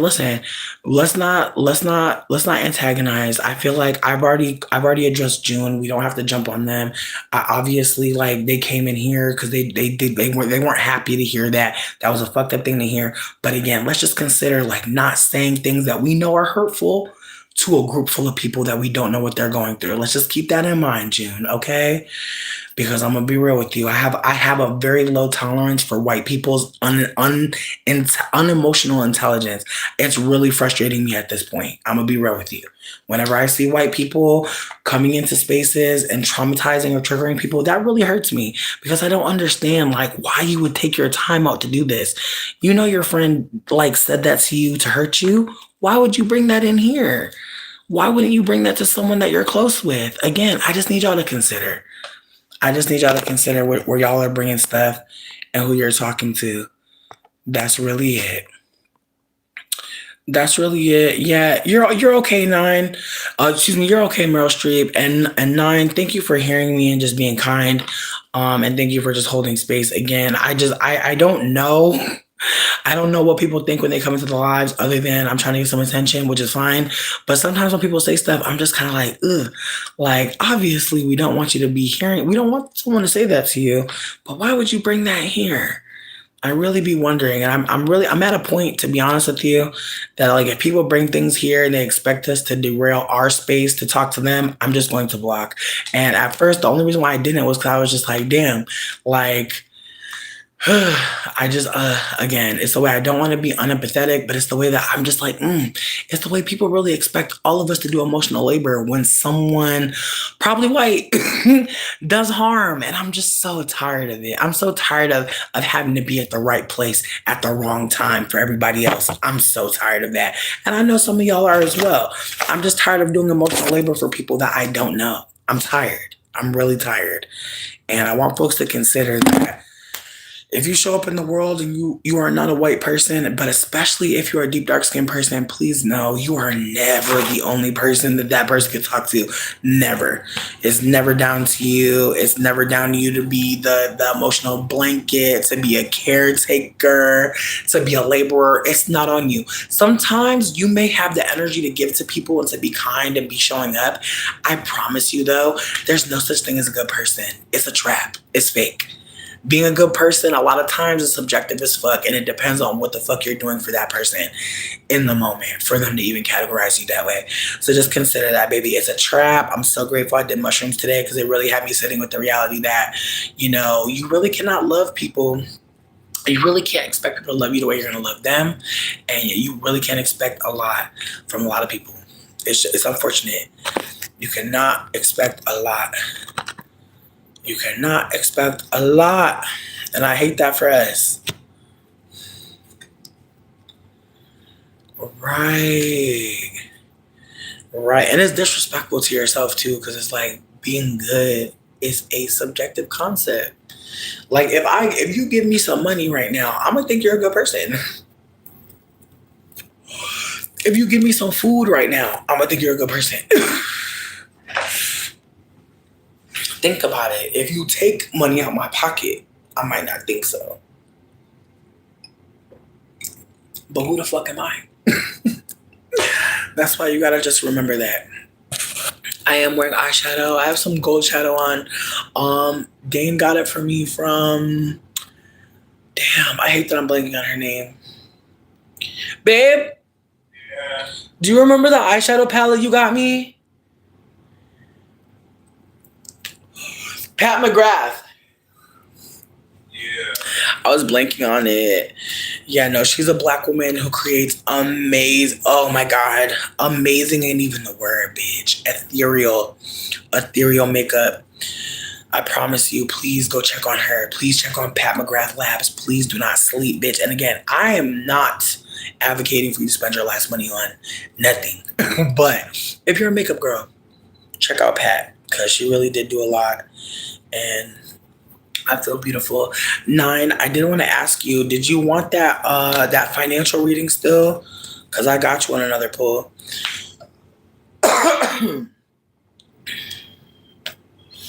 Jamar, you better come through. Jamar, I appreciate you. Are we pulling from the middle too? No. Don't hide Jamar. We fuck with Jamar. Jamar cool. Jamar been cool. I feel like the whole chat from what I seen.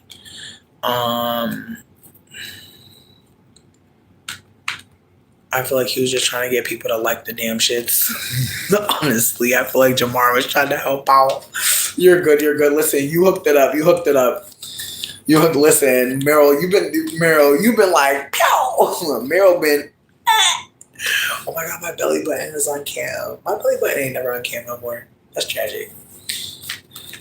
Oh, not you can't bring back Jamar. Damn, Jamar, come back. Oh, damn.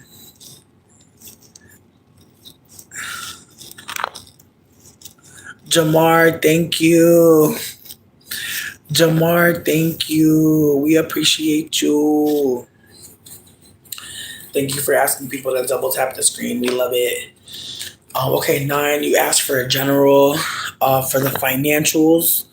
9 said the financials. They said they want to know what's going on.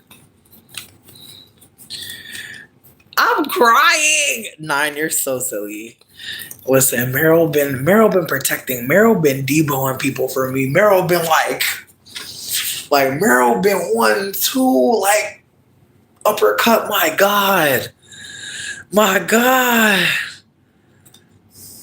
She got a knife. She got a knife. That's how I feel. Definitely. Yes, you are big worm. I mean big perm.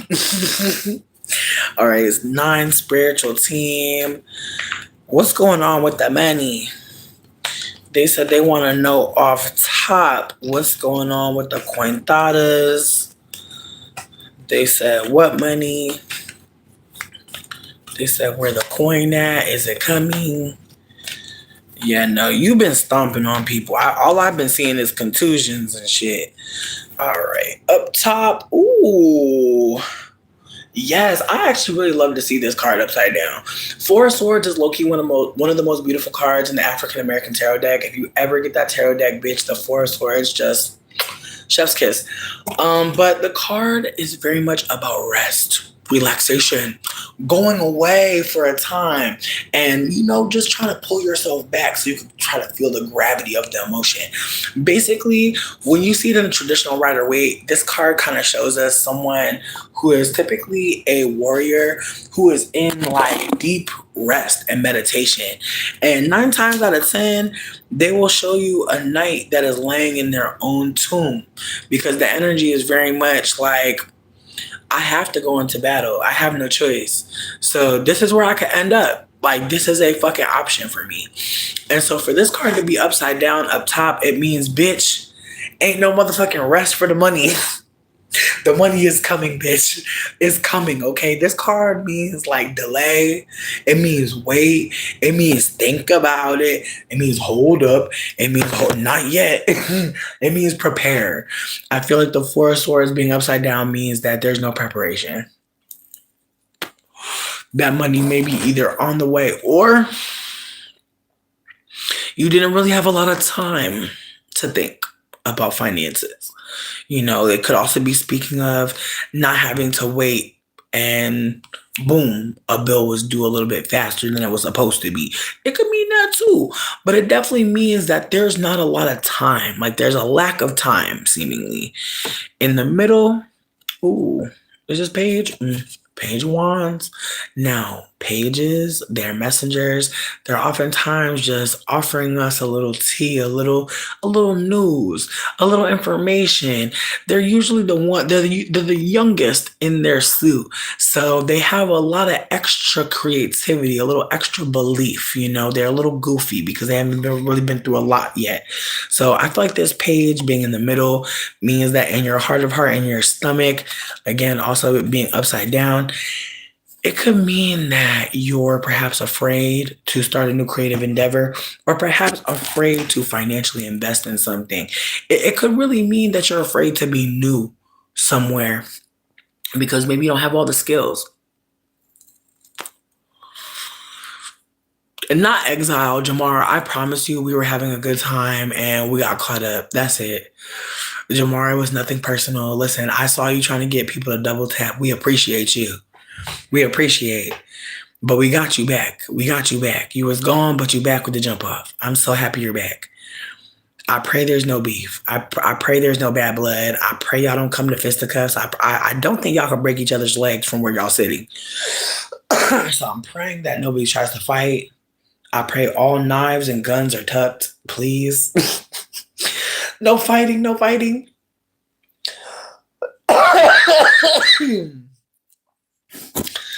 Right. Like, don't get stomped in the street. Let me stop. 9, you so funny. Okay, so on the very bottom, ooh, now you know what time this is. Now you know what time this is. The Tower is the end. Very big Aquarius energy. And so there's a tiny part of me that feels like big aqua things On the very bottom, whisper, a tower is never quiet. So perhaps this financial reading may be more about the fact that you do need to do something different, but you really don't got time to prepare for it. Maybe whatever it is that you're getting invested in, it might have just seemed like a whim. It might have seemed like something kind of flippant, something you didn't expect to work out. Again, whatever it is pulling you in, whatever it is that seems like something else has to end for this to be, I would say give yourself to it. It feels like, again, it feels like you're very unsure about this financial endeavor, but it doesn't seem like you have a lot of time to really think about it. But if possible, talk to someone older. Because I feel like that page there, it's giving like young minded. It's giving, I'm excited. So that's all I need is my excitement. But it's giving that like you actually need a little bit of guidance and mentorship. And again, it can feel like everything's moving too fast, that it might not be time to ask, but it is. When things move really quickly, you can lose a lot of information. You can lose a lot when things move too quickly. So move a little slower. That tower card can again be very sudden, very, very. But again, that tower card is a non-negotiable. The tower card is a no, and we must rebuild. It's a we must rebuild.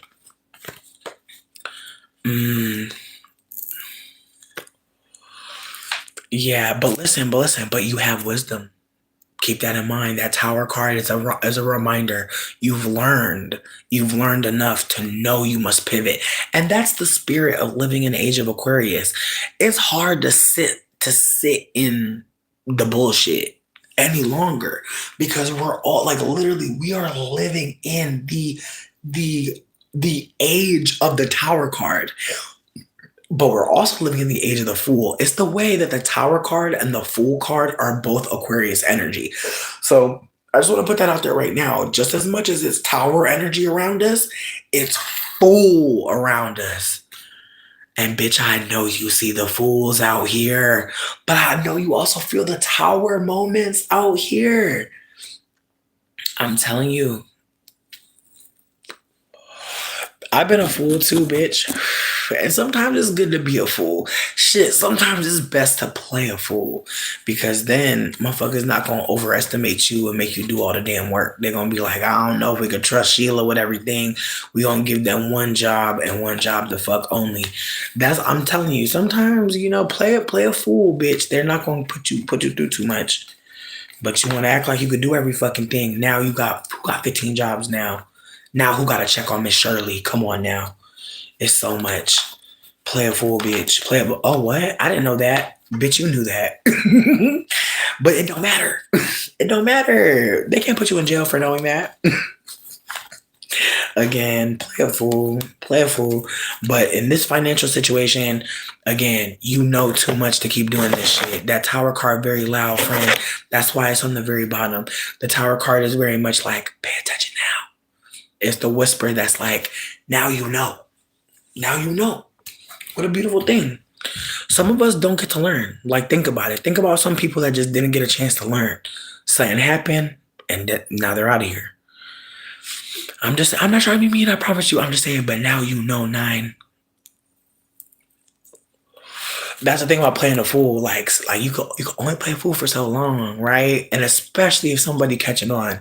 So just keep that in mind. Yeah, you learned and now you know.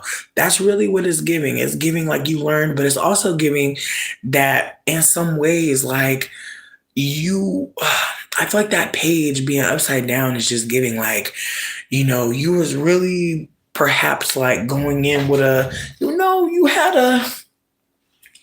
you had a lot of spice and fire and creativity behind you.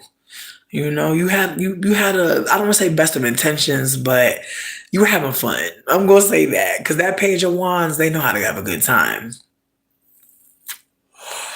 Page of wands knows how to have a really good time. Okay. Very, very big Aries things. They're the youngest one, right? So they're young and they full of fire. And so the passion is there, the beauty, and fire signs, oh, they love to look good. They love to shine. They love for people to see them. That fire, they need to be seen. They need to be felt. It's very much a compulsion to be perhaps perceived, in a particular way. So again, it definitely was a good time you was having, but at this point, you know what that good time cost you. So now you have to move different. Again, I'm glad you're breaking silence about this, because sometimes we could be doing the wrong thing and just keep it to ourselves, and then our life blowing up. Sometimes just talking about it with somebody will remind you, like, oh yeah, like that did happen. I did have that thought. And now maybe you'll realize I really don't. I really don't, bro.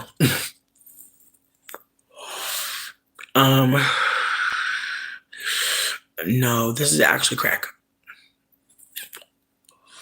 It's actually crack. I'm gonna need you to just focus on yourself, because I'm doing crack. And Violet's still here. That's super cute. 9, again, just thank you for taking the time. Please know, like, doing what you need to do for you. Bitch, a lot of us aren't doing that. Like, again, you're not behind. You're not behind. Also, for anybody who feels like they are behind, I want you to type in AYANDASTOOD. I understood, and then space, and then inconsistency. The video is about how you're not a machine. I think it's called, like, Of Course You're Inconsistent. Please watch that video. Changed my life. Daya, I got you on a reading. Mooncrumb, I got you on a reading. Violet, is she still here? Is Violet gone? It's okay if Violet's gone. Daya, I got you, Daya. And then I got Mooncrumb after you. Oh, Violet. Okay. So it's going to go Violet, then it's going to go Daya, then it's going to go Mooncrumb. Does that work? I hope it works. But yeah, just remember who you're after, okay? Cute. 9, of course. Thank y'all for enjoying the readings. Like, honestly, it's fun as hell to learn what the cards mean, but if don't nobody ever want a reading, you just be reading yourself feeling like, damn. I know a lot, but I've been offering free readings online recently, and it's been really fun. Threads is low-key cute as fuck. I don't know if anybody's on Threads, but it's been fun. Hey babies. How do you say your name? Is it Jalea? Let us know, darling. I'm gonna just call you Jay. But Jay, you're gonna go after Mooncrumb. Okay, so Violet, I just want to know what we're reading for, and then also if we're reading the top, the middle, or the bottom.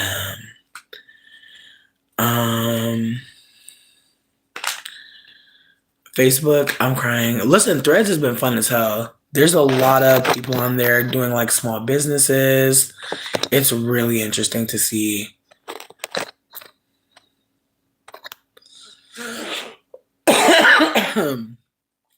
I'm so glad I couldn't see none of that shit. I am so glad. Of course. Thank you.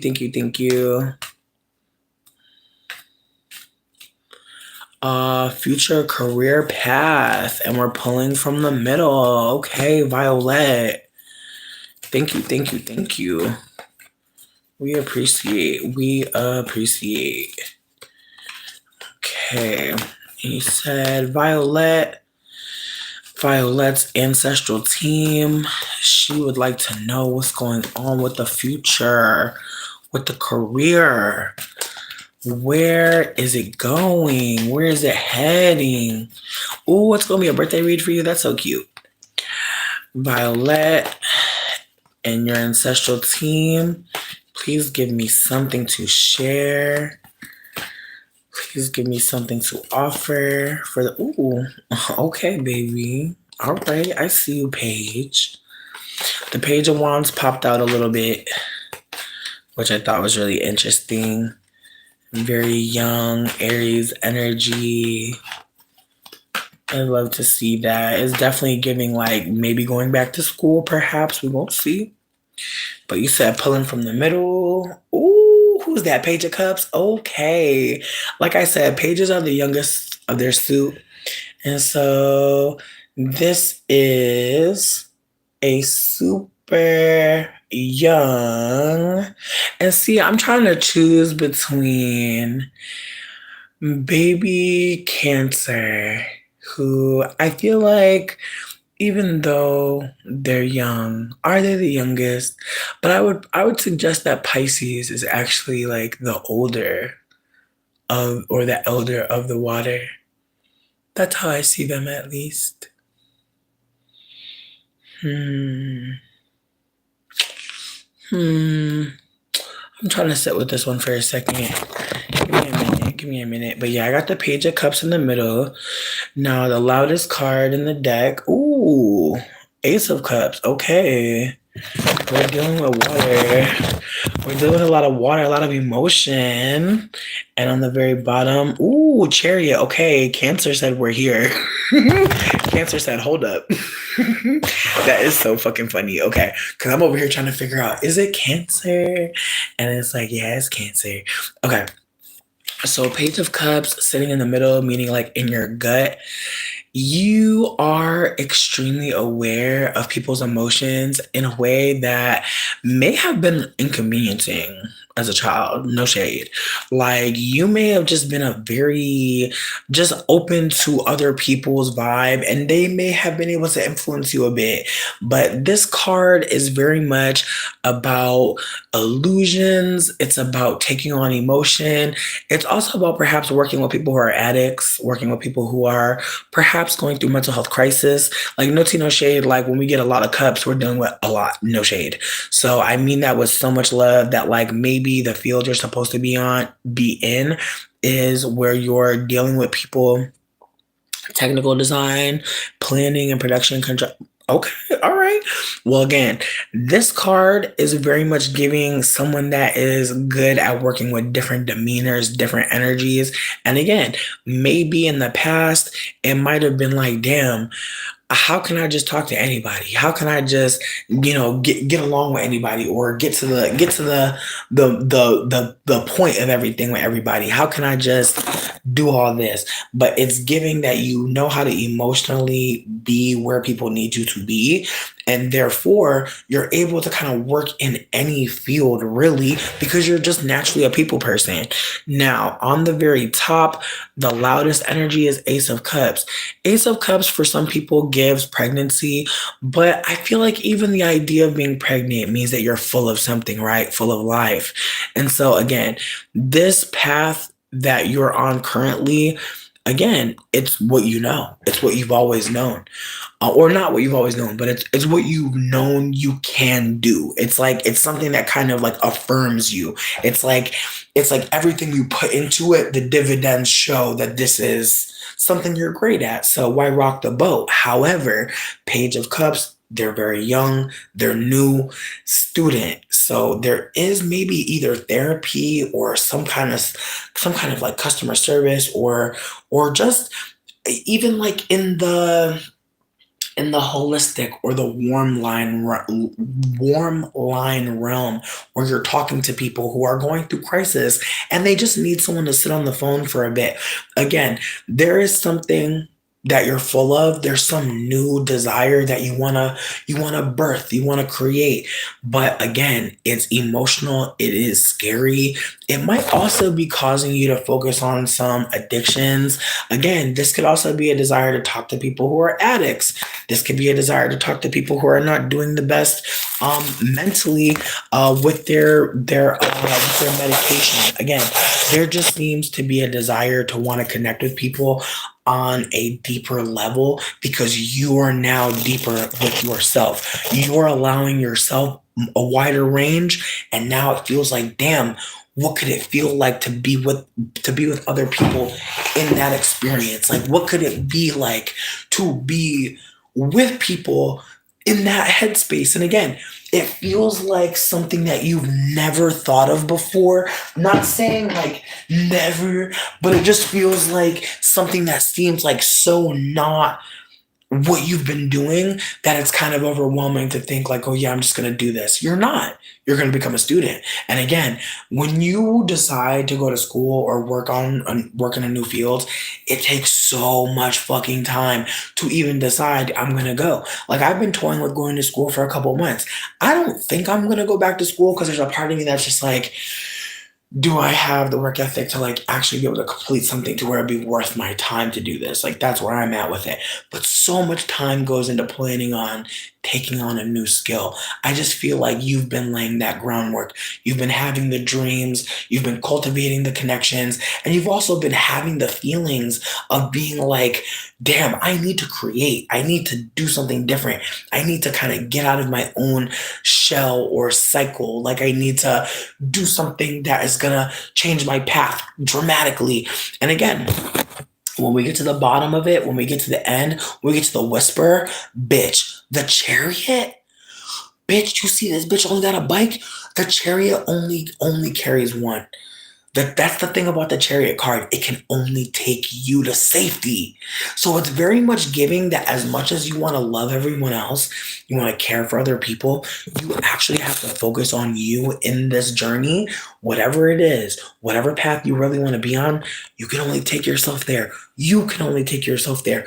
Meaning that anyone else that's maybe blocking the way, being a hater, not being as supportive, it's giving, no, listen. Whatever you're feeling, let me know. But the chariot card very much is giving like, this is your life. And if it's time to jump off the motherfucking, to jump out the window, if it's time to get on the bike and go, if it's time to get away, trust yourself. And again, the fear of choosing something new or being wrong, that be stopping so many bitches. I'm telling y'all, some of y'all mama is like that because she literally said, I can't go back to school. Like somebody mama is really mean because she really just said no to herself too much. So just keep that in mind, friend. Like I feel like something about this is just urging me to tell you like whatever is filling your spirit, whatever is making you feel full and like, yeah, I want to create more, I want to do more. Like don't push it away. Don't tell it to shut up. Like please don't. And take your time and also tell people. Like tell people what the fuck you trying to do because people won't let you give up on yourself. If you start telling people, they're gonna check in on you. And again, who hasn't been wrong? It's beautiful. Like as someone who's 35 now, like I'm telling you right now, I'm so grateful that I get to be wrong. I'm so grateful that I get to not know. I'm so grateful I get to make the wrong choice. I'm so grateful I get to tell myself, oh well, we thought this was gonna work out, didn't we? I'm so grateful I get to hold my own hand and hug myself when I don't make the right decision. I'm so grateful I realize that that's okay now. That I don't have to be so scared of fucking up because of other people, sweetie. I'm watching myself. Whatever mistake I made, and I'm gonna love myself after that. And what? Because again, I'm taking that power back. Fuck that. If I make a mistake, sweetie, it was mine. It was mine to make. How grateful I am to be able to make a fucking mistake and no, bitch, I'm not gonna die. Because there's so many times where I'm sure we've been scared as fuck to make the wrong move. And we were not gonna die, but bitch, it felt like it, didn't it? I swear. Yes. See, and that's the thing, Violet. I'm glad that people annoying you with caring about your ass. I love to hear shit like that. Like I want more people to have that. Babe, are you okay? Okay. Not you annoyed. I was scared that you died.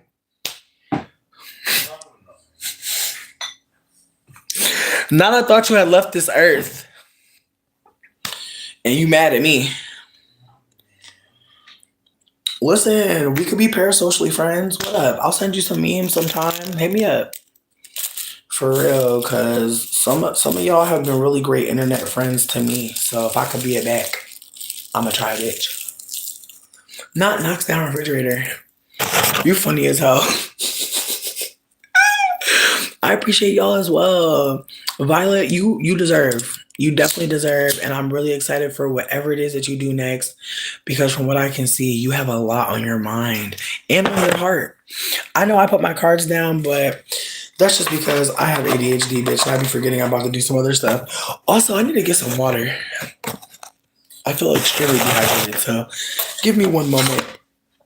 We're going to go get some water together, friends, and then we're going to get back to it. This is my water from earlier. I had a strawberry in it. All right, I want to say Daya's next, then Mooncrumb, then Jalea. Hey, look at my one brain cell, bitch. I be remembering. Yes, wellness break. Oh my god, thank you for remembering. Now we've been here for like damn near almost 2.5 hours and we didn't do a wellness break. That's so bad. Let's go do a pee break, a water break. We're gonna be back here in about probably 5 minutes. We're gonna do a 5-minute water break and a pee break, okay? And then we're gonna come back and do Daya. Daya, if you don't mind telling me, like by the time we get back, you ain't gotta do it right now. But by the time we get back, tell us what you're like reading about and where we're gonna start the reading from. The top, the middle, or the bottom. And for anyone that's new here, the top of the deck is the loudest card. It's very much like pay attention. The middle card is maybe things we're feeling, but we don't really want to tell nobody just yet. And the bottom card is a whisper, just a little encouragement, just a little something, just a little tidbit, just a little extra something. Thank you, Brittany. You're sweetie. Like I said, though, we're going to take a 5-minute pee break, so we'll be back in exactly 200 minutes. So, damn, this is what, babe. What time is it? What time though? 11:17. So we're gonna be back in 11:22. Yeah, bitch, I'm bad at math. Sorry. BRB, not Frederick clocking. 24 hours. Yeah, no, we've been here for 200 minutes. It's out of control. But yeah, we're gonna be back in 5 minutes.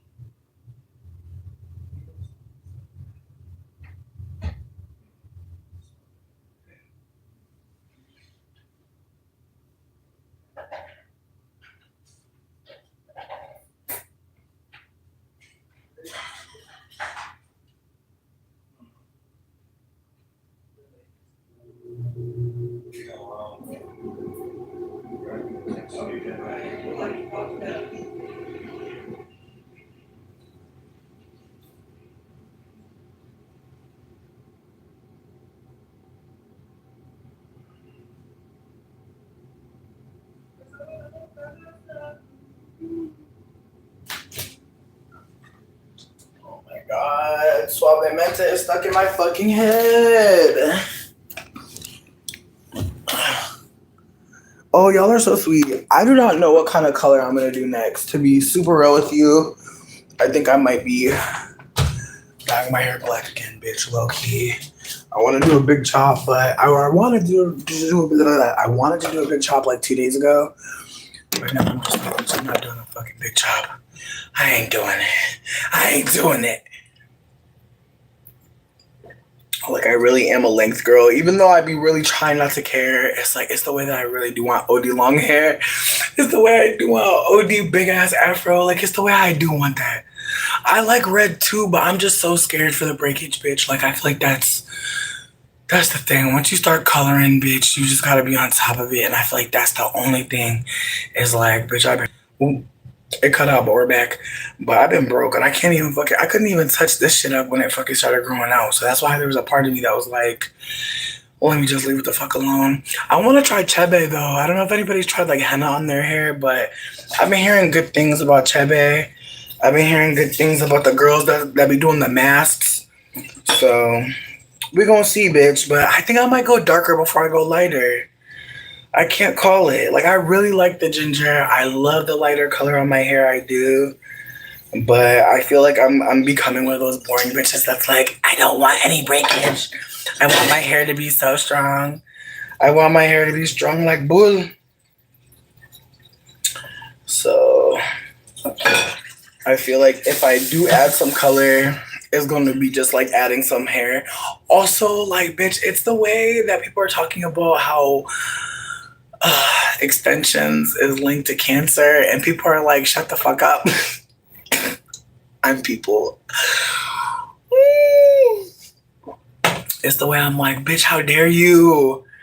I was about to do like OD thick ass Marley twist. Like, I'm so sick. Like, sweetie, it's the way I was about to have the cutest Marley twist this motherfucking summer. I am fucking sick. They don't want nobody to have shit. The OD long braids I had in 2016. Honestly, bitch, I was just looking at a picture of me from 2016 with the OD long braids. And I took a picture on the balcony and I changed the background color to pink. Bitch, it's the way I look like I was like in a different fucking galaxy far, far away. And I was like, sweetie, I missed that shit. But the thing about OD long braids is they get into your booty.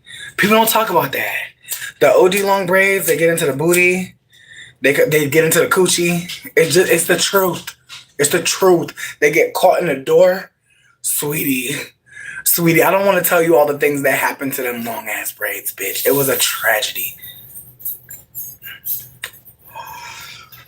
Bringing back war flashbacks and shit, bitch. I was going through a lot, sweetie. I was in Boston too. There was pigeons out there, sweetie. It was a lot. I love you. Come here.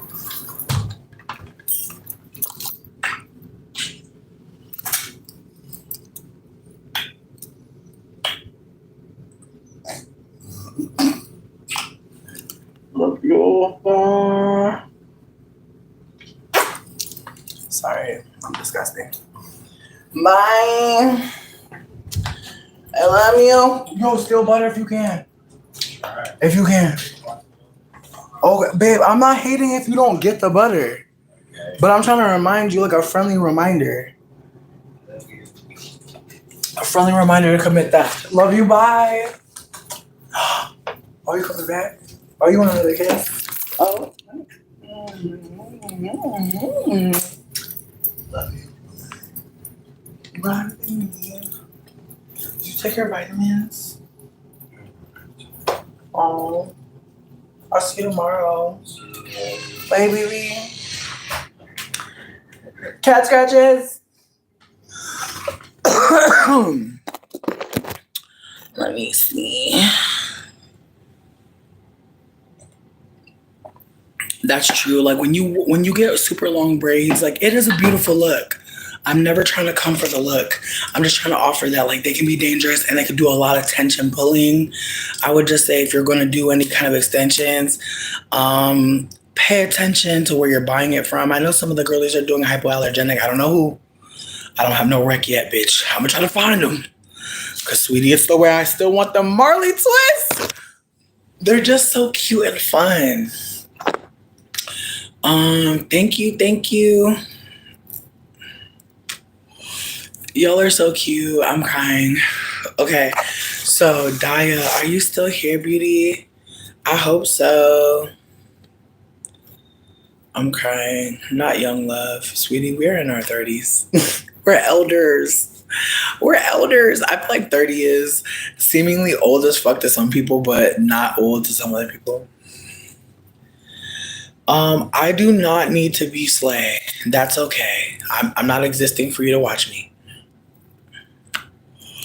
Okay, you said you're ready. Heard you. Heard you. Not the collect line is a no-no. I'm screaming. No, that shit is tragic. No, I'm obsessed with Suavemente, for real. Alright. Ooh. Pond, you are so cute. I'm screaming. Can you read me for romance and can you pick me out the middle? Of course. Romance for the middle. Let's see. Daya's Ancestrals team. Hold on. Cause a couple of y'all wasn't flipped the right way. I'm glad I caught that. Alright, Daya's Ancestral team. They want to know what's going on with romance. They want to know where is the love. No black eyed peas. They want to get down to the matter, romantically speaking. Alright. And from the middle, ooh, Six of Swords. Ooh, this card is very emotional. I'm going to pull the rest of the cards before I go in on this one because I just want to see what I can see. But we starting off with the Six of Swords. If we do not know what the Six of Swords is out here, it's okay. We're going to share what they are. But I just want to get more tea first before I go in. Now, on the very top, loudest card screaming at us. Ooh, Two of Cups. Two of Cups upside down. Okay, Two of Cups upside down on the top. What is the bottom showing us? Ooh, is that a king? That's a king. Okay, we have a King of Wands on the bottom facing right towards us. King of Wands, very strong. King of Wands, big Sagittarius, big Aries energy. Okay, Papa Jeezy, please do not disparage any black women around me. That is disgusting. All right. So, Six of Swords looking away from us. Now, actually, it was looking at us. So, I want to address that. First,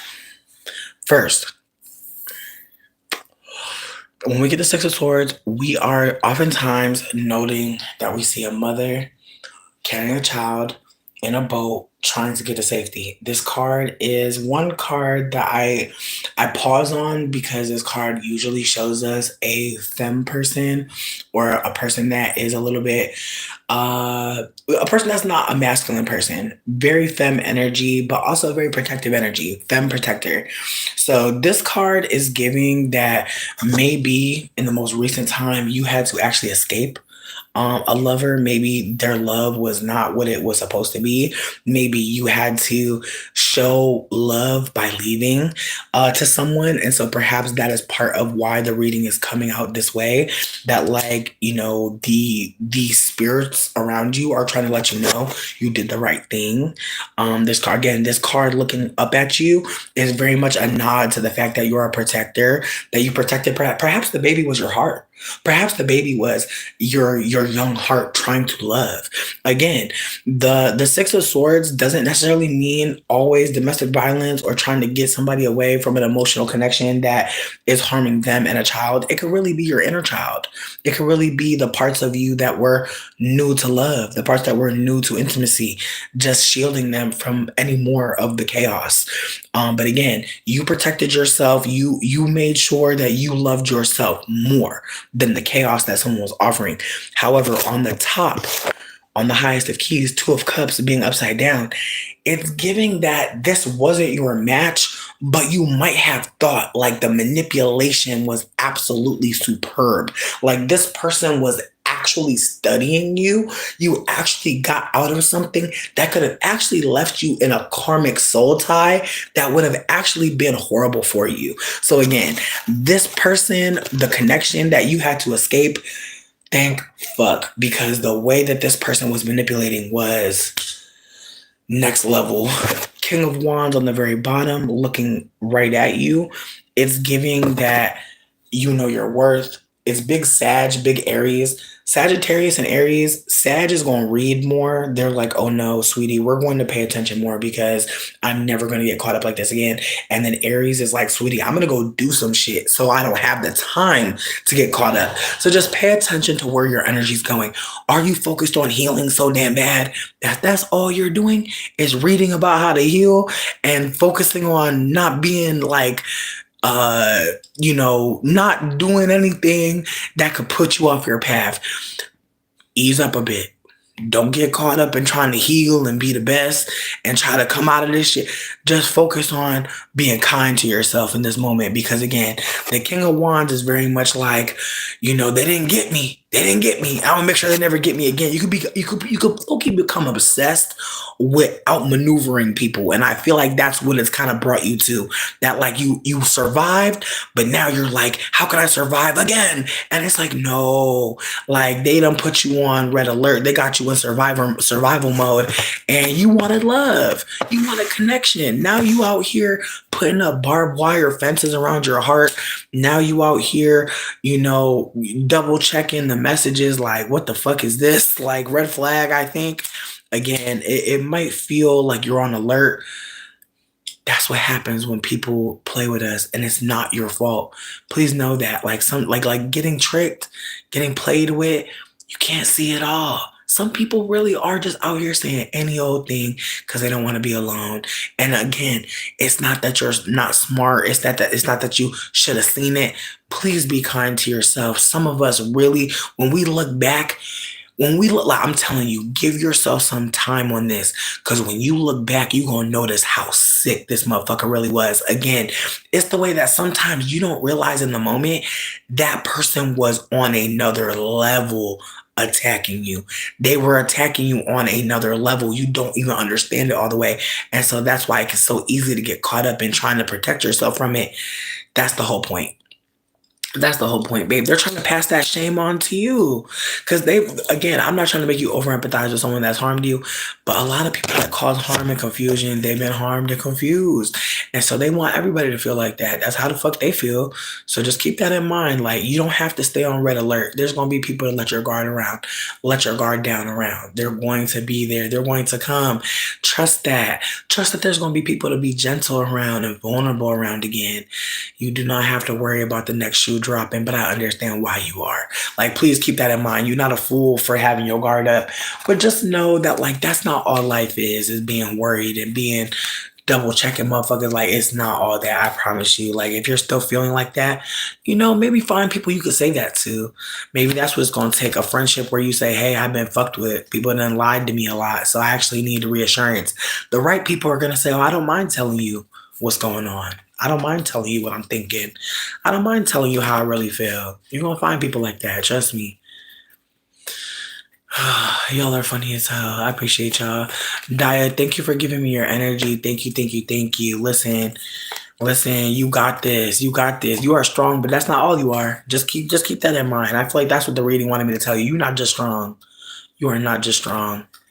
All right. And I mean that with so much love. Like, you are also curious. You are also very loving, very soft,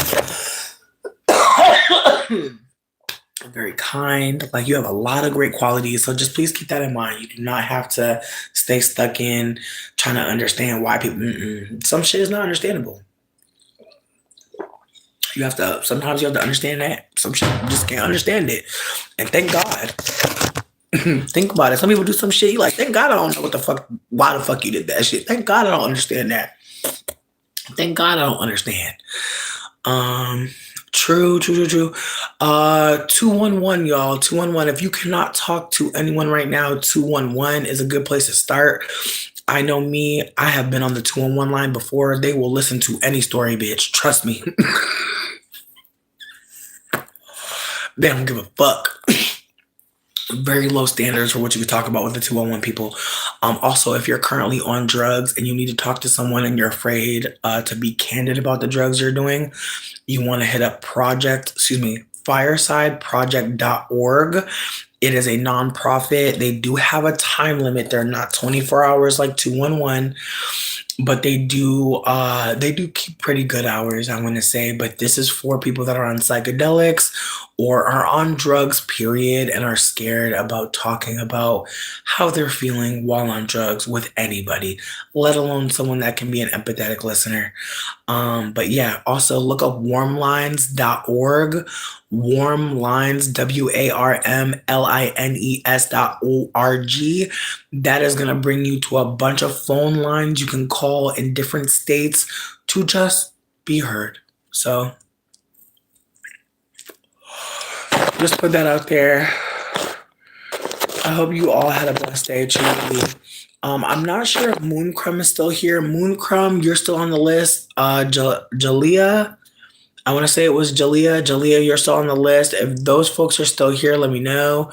Daya, thank you so much for letting me read your cards. I appreciate you. I love reading tarot.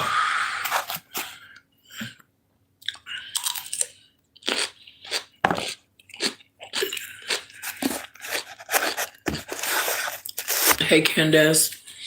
What lessons or opportunities should you focus on as your manifestations come into reality?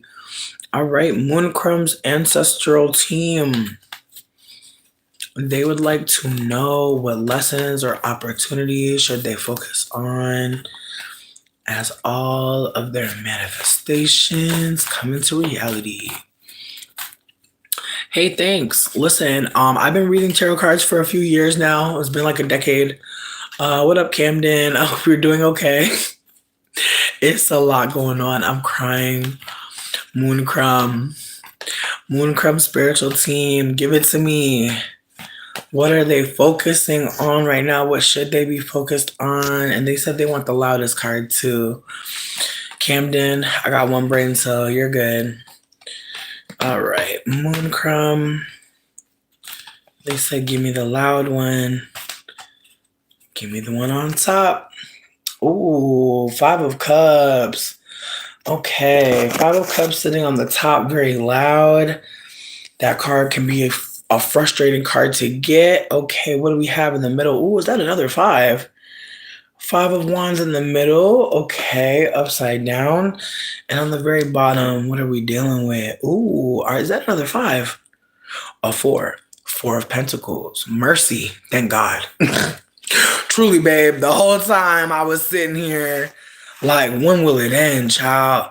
Because 5s, if you don't know shit, 5s are never good, babe. I mean that with so much love, but 5 is never a good card. People be so worried about 666, bitch, get 555. I'm telling you right now. That's why I was shook as fuck when I seen that 4 on the bottom. I was like, whew, Jesus, be a 4. 4s are good. No shade, but 4s are good. You want a 4, baby. You want a 4. You want a 4. You don't want a 5. You don't want a 5. Now, I know I don't talk all this shit about 5s with Mooncrumb. Let me bring it back. So 5, first of all, this one was sitting right on top for us. We had the 5 of Cups, and I believe they were upside down, right? So with that being said, it's not a bad sign. The 5 of Cups have not been spilled for you. I think that's the thing. The 5 of Cups, they're spilled when they're upright. When they're down, when they're upside down, they're actually still good.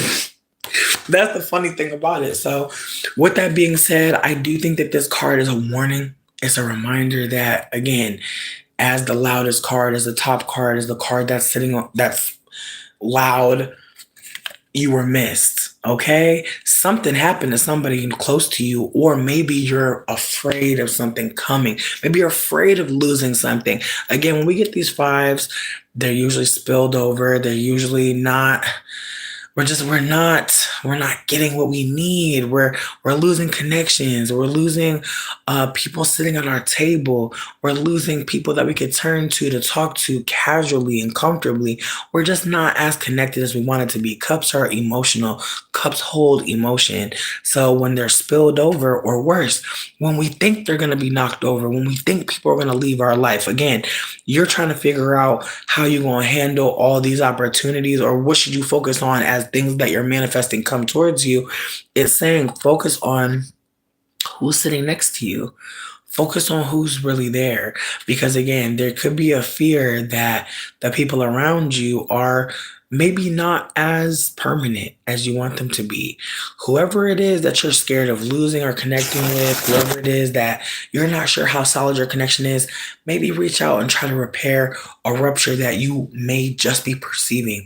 It may not be real, but again, if you're worried about people not being there for you, if you're worried about celebrating alone, if you're worried about people not knowing how much they mean to you while you're going through these, abundances, maybe reach out because it does feel like there's a anxiety there about like who's around us, who's gonna be there for us. Now, Five of Wands, another chaotic, a fear. And again, this one was actually looking towards you. So there's a part of me that feels like that Five of Wands, the way that it was aspected, the way that it was sitting, it does make me wonder if there's perhaps this fear as you're manifesting so much, as you have so much coming towards you, maybe you're afraid of, again, not just the people around you, the circle around you, but the energy around you, the abundance around you, the creativity around you, the desire to live around you. Perhaps there are people that are making moves around you that are kind of showing you that you're in this alone or that your desire to live is very much a individual thing. Again, fives can feel very lonely. They can feel very much like no one likes us and we're not as close as we used to be. But this read is really give yourself some kindness. We have the Four of Pentacles for a reason. This is Sun in Capricorn. We're dealing with Sun in Capricorn. We're dealing with the Sun in mercy. We're dealing with having enough. We're dealing with having enough. So I do want to say that the energy of this reading is, as much as you may be anticipating people not being there for you, as much as you may think that people do not love you enough or support you enough, or that you've been kind of going about this alone more than you wanted to, please keep in mind that there is a balance to all of this. That Sun in Capricorn is big, like big dad energy, big like patriarch energy. And again, it can feel very much like, why do I have to be the one to, get everybody together? Why do I have to be the one to, make sure that we're all gonna go to be at this event? Again, there is this feeling I'm getting that like you have really been solid for people, and you're like, damn, who's gonna be solid for me? Who's gonna be there for me? Who's gonna be there when I have these good things happen for me? Are they worth being around anymore now that I'm in a different place? I'm just getting a vibe like some things have happened. Some people have not been as supportive, and you're still wanting to perhaps have like the just be the bigger person, just be the one that still goes ahead and still just tries to put on a brave face. And again, because this card is on the lowest, because this card is like a whisper, it's very much giving stay yourself. Do not change. Like, even if people may not be operating the way they're supposed to, don't switch up. Don't act as if you have to be like them, or even give in to the desire to really shift around what they're offering you. If you truly feel like you felt alone or you felt like you've been doing stuff by yourself, maybe treat yourself a little kinder and be around people that actually want to be around you. And this is not me saying that like you're putting yourself around people on purpose that are not treating you the best, but it is to say that sometimes we can feel like people are not treating us good, and we're kind of still in that like scientific experiment phase. And I just have this vibe of like, please get away from them. Please let them play themselves out of your life if that's what they're doing. But I would resist reacting. I would resist reacting. I would continue doing things that make you feel good, that make you feel connected, being around people that make you feel good and connected, and do not focus on the people that are making you feel like you've lost something, or you're not what you were before. Anyone that makes you want to go too far into the back and beyond and past, instead of focusing on where you are right now. Mooncrumb, I appreciate you for even asking and allowing me to read your cards. The vibes of all of this was very much focus on how people have treated you and allow yourself to say, I don't necessarily want you around me anymore. It's okay to withdraw and take back your love and your support. I think, again, Four of Pentacles, you can feel like it's on you to be the better person, but it's also like, what are we being better for? What are we trying to show them that they can treat us like shit and still be around us, still benefit? I think it's okay to show people that, I'm no longer here for this. I'm no longer here for this experience. And so that's what it's giving. It's giving like it's actually time to cut people off. And also, again, beware of how you set up relationships to be something that maybe they never were going to be. Like there's times where we really expect to have a deep connection with someone, and who told us that? We really don't know what any connection is going to be with anybody. It's all really random. Think about who is your best friend right now. How did y'all meet? Honestly, it's crazy, ain't it? All these really cool people lurking around being somewhere random. That's why I'm like, don't get too caught up. If people are not like embracing you, they're making you feel worried, scared, isolated, hurt, take that as information. Honestly, like it's wild how like we'll really just be around people and they will not mean us good. And what do we have to go through to find that out? It's so unfortunate. Some of us, I really weep for it because we literally put ourselves in relationships with people where at some point it's like, man, and they were treating you bad for how long? And again, I don't blame you. I've definitely been in relationships with girls or other femmes where like they weren't treating me good, but I didn't want to not be their friend anymore. Like, again, I can't tell you exactly fucking why. I cannot tell you why. I was not ready to not be their friend, but I wasn't. So, just putting that out there. Like, it's okay if you're not ready to tell someone you don't want to be their friend anymore. But when you get to that point where you don't want to be someone's friend, please write letters to yourself. Start writing letters to yourself like, hey, today they did X, Y, or Z. This is why we don't want to be their friend anymore. And just hide it somewhere in your room, bitch. You'll find that shit someday. And maybe you'll be grateful. Like there's times where I tell myself stuff in the past and then I remember and then I'm like, damn, I really tried to save myself. Again, it don't always work, but there's moments now where I'm like trying to remind myself like, yo, you don't like this thing. Like, you really don't like this thing. Like, I started making a little note of all the nasty food places I've eaten so I don't eat there again. And it's mad funny because I'll find the note. It'll be like, don't eat here. You had bad dookie for like 3 days. Chicken tikka masala should never do that to you.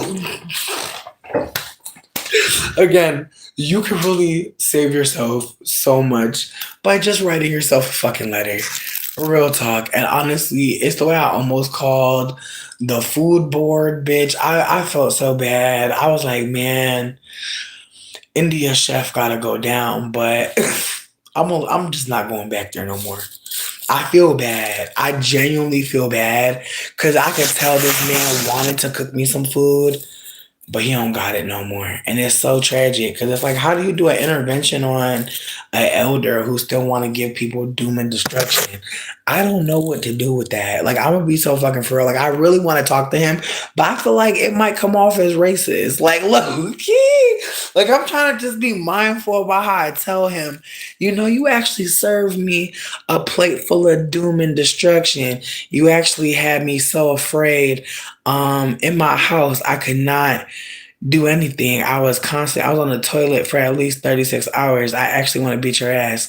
I don't want to go to jail for elder abuse. What do I do now? You know what I mean? I don't think you can have this conversation with everybody, so I'm probably just gonna chill out, but I am thinking it. I almost called the Better Business Bureau bitch to complain, but I just didn't want to tell anybody about having diarrhea no more. Like I was tired. I was like, I can't talk about having diarrhea no more. I'm gonna talk about it too much.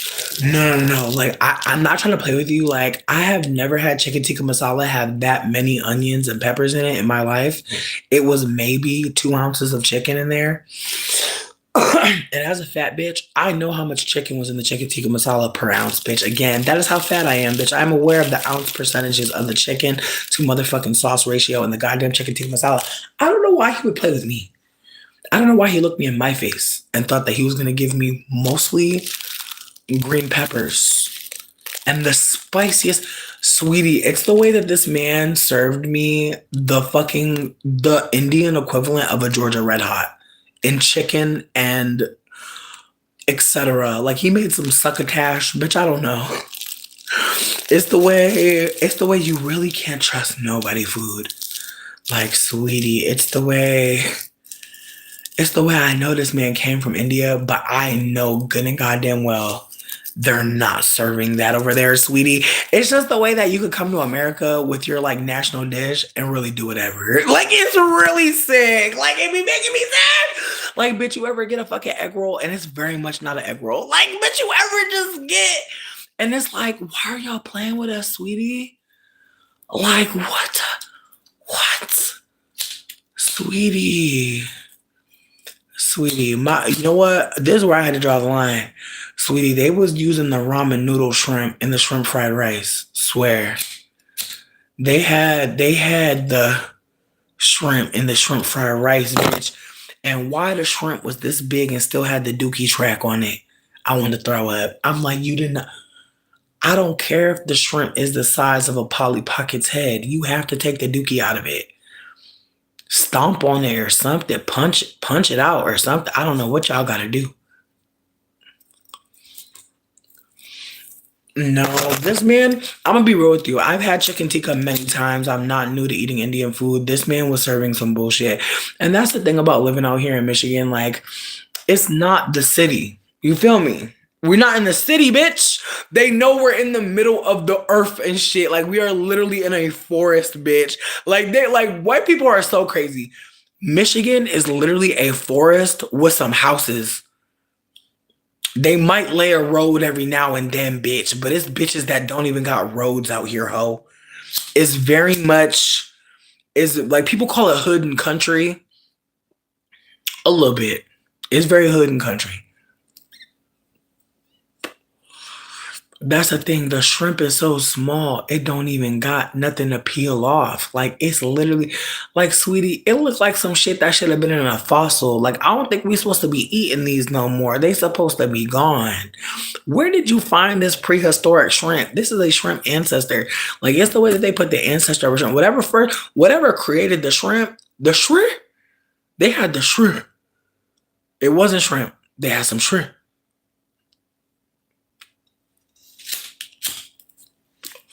Yes, rural. Thank you. Thank you, Antoine.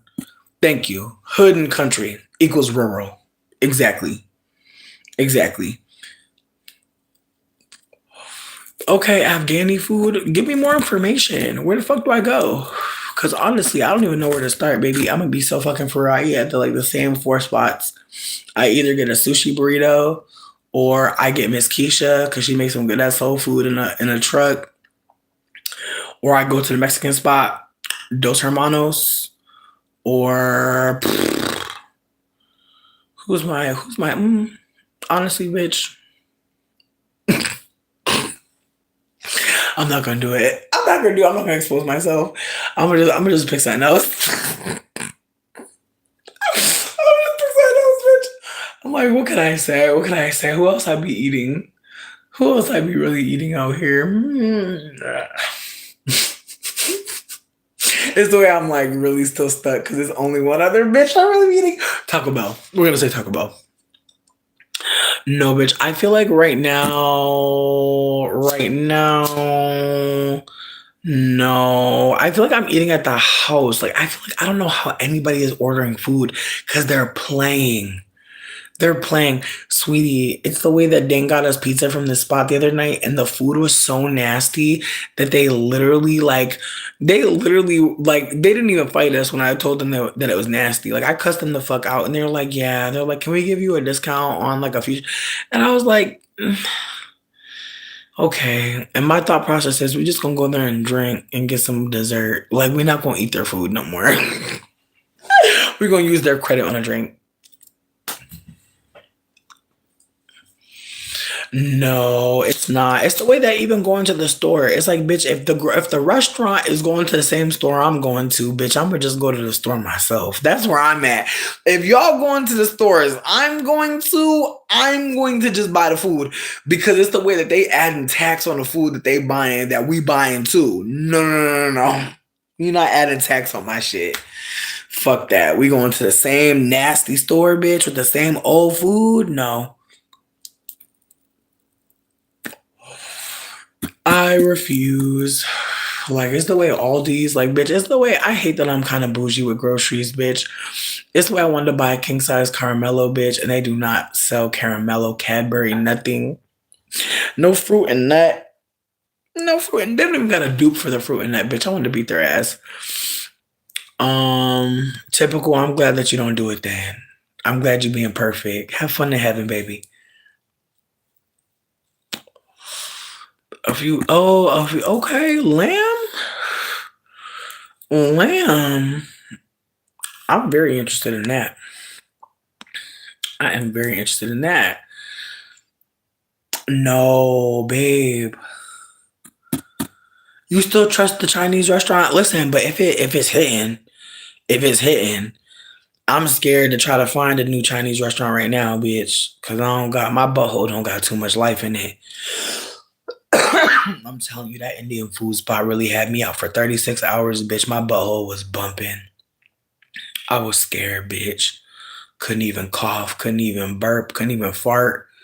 Sweetie, I ain't never had food poisoning to that degree, bitch. Hell no. And again, it's the way that I wanted to go over there and like cuss him out. Like, it's the way I wanted to just cuss this man out. And I feel bad because it's like, I know these restaurant owners, I know their food not moving like it used to. I know it's not. And that's why you really can't trust their food no more because they don't give a fuck. And that's why them people I called to cuss out, I was like, sweetie, why the fuck was the cornbread wet? Like, what the fuck? Like, it's the way that they just giving old food away. And it's like, why are you selling it full price, bitch? You need to go on Too Good to Go. And that's just for anybody out there who wants to buy old food that they know is old food.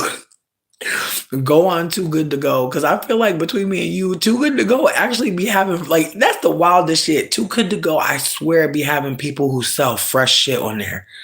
I swear, Too Good to Go been hitting. But the new shit, ooh, no, it's nasty. Like, I'm so sad, bitch. Honestly, it's the way I'm losing weight because these people playing games. I'm sick, bitch. I used to be fatter. Like, I know somebody like, bitch, you want to be fatter? Bitch, I like being fat. I don't hate being fat. And also, like, when you're fat, you look plump. You look plump. It's the way I feel like I feel like I feel like it's not as it used to be tight, bitch. I used to be bloated. I used to be damn. I need to get some donuts or something. God damn, bitch. Bitch. Damn, that egg drop, that miso soup. That miso soup been getting real goofy. Mm-mm-mm. Food safety. Listen, they're giving us food from 6 days ago. It's the way I'm getting booty worms off everything. I do not trust nobody. I do not trust nobody. The food out here is not good. Like, literally, I'm about to make this motherfucking this meatloaf. Pray for me, y'all. Cause who knows how good this ground beef really was. You feel me? Like, you ever just take ground beef out the pack and just look at what was left behind? Like, how long were you sitting, bitch? Like, honestly, like, that's the thing I don't like. Like, it's the way I gotta, that biracial lady in Law and Order SVU that be like, there's ligature tears, you know what I mean? Sign of suffering around the lip. It's like, bitch, why the fuck am I doing forensics on the meat? I'm over here looking at the meat like it's the way I'm taking chicken out the pack. Like, what you feel like, bitch? Cause you were cheap as fuck. Like, you were uncomfortably cheap. Where did you get this? Is this pigeon? Is this pigeon? Like it's giving, is this Falcon? Is this Pidgeotto? Like who is this bitch? Noosh? Okay, and Lansing. Okay, Ariana, thank you so much for letting me know. Shout out to the Afghani food in Michigan. Pidgeot?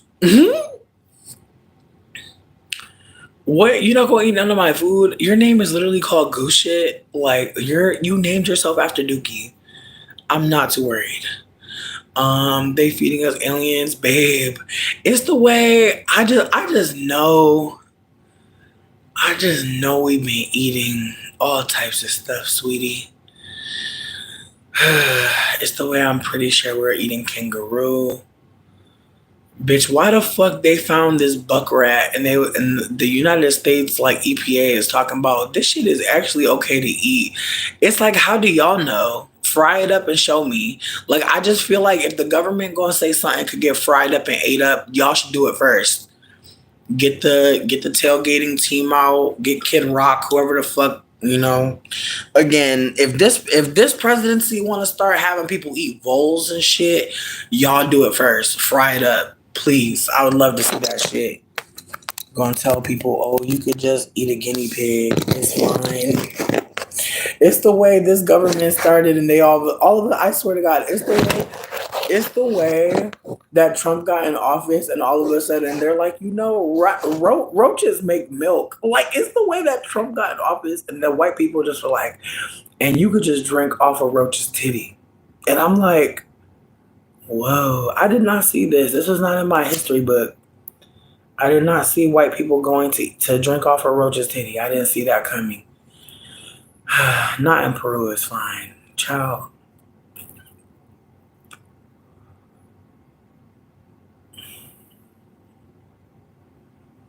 And that's the thing. I feel like you can't trust buffets no more neither. I just feel like that's the thing about fucking up the money like this. That's the thing about recession. When the money is fucked up, people do different stuff. When you can't trust ordering takeout food because it's gonna be 70 fucking dollars and not that good, restaurants fall. When restaurants fall, that means that people getting food quickly, people who are homeless, people who are poor as fuck. Like again, it's the way that like when you're really, really, really broke, a restaurant is a place to sit down and take a load off and get something affordable. And so it's the way that like people are worried about societal collapse in this way that I understand. I'm not trying to be obtuse and make it seem like I don't see how it's going to be scary and dangerous. With that being said, I do believe that there needs to be a reformatting of society in ways, and that's where some of us may not see eye to eye. Because I believe if Kamala was president, we wouldn't be thinking like this. Like it's the way that me and other people have been talking about dinner clubs and like ways to redistribute food. It's the way that my friends have been talking about going dumpster diving, and it's the way that another friend of mine told me that they know how to fix up cars and how they've been trying to figure out how to fix cars up for under $1,000 so they can only charge $1,000 to pour into other cars. That way that no matter how much money they make, they're always pouring it back into getting out another $1,000 car to someone who could use it. And again, it's the way that like people are really thinking about how to create community and how to work together. And I'm not saying like Kamala needed to be president for us to like move like this, but I'm just saying that like Kamala's presidency would have been different. It would have been the same shit though. It would have been different in that like Kamala would have been pressured to do something, but I do not believe for 1 minute that it wouldn't involve cutting certain departments like Trump is doing. I think that that's the thing about a blue or a red president. The red president's going to do it in a way that's the most destructive because that's part of like their brand.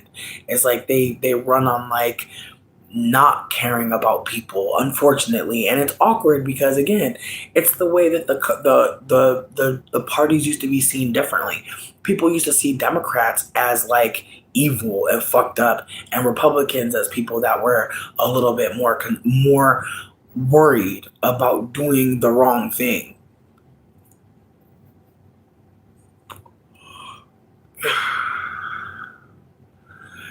Here's my thing. At this point, let's just be candid. Donald Trump isn't our president. He is the face for the corporation that is being run by this white man. I'm blanking on his name, but there's like this white dude that actually owns like Elon and Donald Trump. Like it's actually already been pulled back that like we're being ruled by like oligarchs, and Donald Trump is not even like that's the thing about Donald Trump.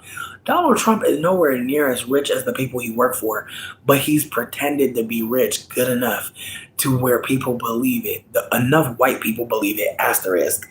Enough white people believe his delusion to be useful. And that's the thing about white supremacy is it's very it's not sophisticated, and yet there's moments like this where it's very obvious that a white person who is very upset about being very average has used white delusion to appear rich. And Donald Trump has done so much to like so much lying to get to where he is. He's now compromised. And I see him and Kanye West as like the opposite of the same coin. It's like clearly Kanye thought he could, do whatever he wanted. And unfortunately, he found out that like the white people he worked for were only willing to support him so much. Unfortunately for him, he has to watch Trump, who is another Gemini, get what he wanted. But I think what he's going to find is that like Trump is going to get what he thought he wanted, but I don't think he's going to really want it. Because again, there's something about being hated that does not feel good to the narcissist. Like he's cool with being loved by white people who are evil. He's not interested in being hated by the country. And again, it's the way that so many people pretend to like him that has him okay. I think that that's the thing. A lot of white people aren't holding that, like, y'all are why he still think that he could keep doing shit. Like, most people of color, most black people, they're not paying attention to Trump. They're not supporting him. It's white people. And again, it's the way white people smell their own shit and think it smells great. It's the way that white supremacy has really set them up to believe like they're the most important. They're the most they're the most anything. Again, I'm really sitting with the reality that to be white is to be lied to repeatedly and to never really know who the fuck you are, but you get the opportunity to pretend. And I truly believe that's part of the fucking psychopathy of white supremacy is that some of them are very much catch me if you can head ass white people where they're like, oh, you believe that I'm worth like the top position because I'm white? Okay. Again, it's assumption. They're assuming that it's a good thing. But at this point in white supremacy, they're like, hold on a second. It's not a good thing that I'm believing my own bullshit. It's not a good again, the ones that are realizing that this is a game and that they're in the right place to be they're at the right place for white supremacy to continue forever, it's gonna take some of them moving. It's gonna take some of them beating some of their asses. And again, it's the way white people are not built to fight each other. They're scared of each other. And again, it's the way that when you're privileged, you're actually afraid of everybody else. You're actually very scared. And again, it's the way that being privileged again, I'm saying this from as someone who's like trying to sit with their own privileges all the time and just sit with like what I think or what I thought or like why I'm doing this now versus before. So that's where I'm coming from. I'm not trying to drag white people too much because again, I've spent a lot of time talking shit about white people and I feel like it's so ironic because again, I only get to talk shit about white people because I don't look like you. But I do have the privilege of looking like somebody. But the fact that people don't always know who I am is a privilege. Whereas I didn't realize that, like, because some people see me as black, I'm going to be harmed sometimes no matter what the fuck I do. But at the same time, there's going to be people that know I'm not black at all and they're going to treat me nicer. And I really never know where I am until someone lets me know, hey, we're going to punish you for no fucking reason. It's very bizarre. It's like there's just moments where people are really kind to me and I'm just like, this, this is what people should be getting, right? Duh.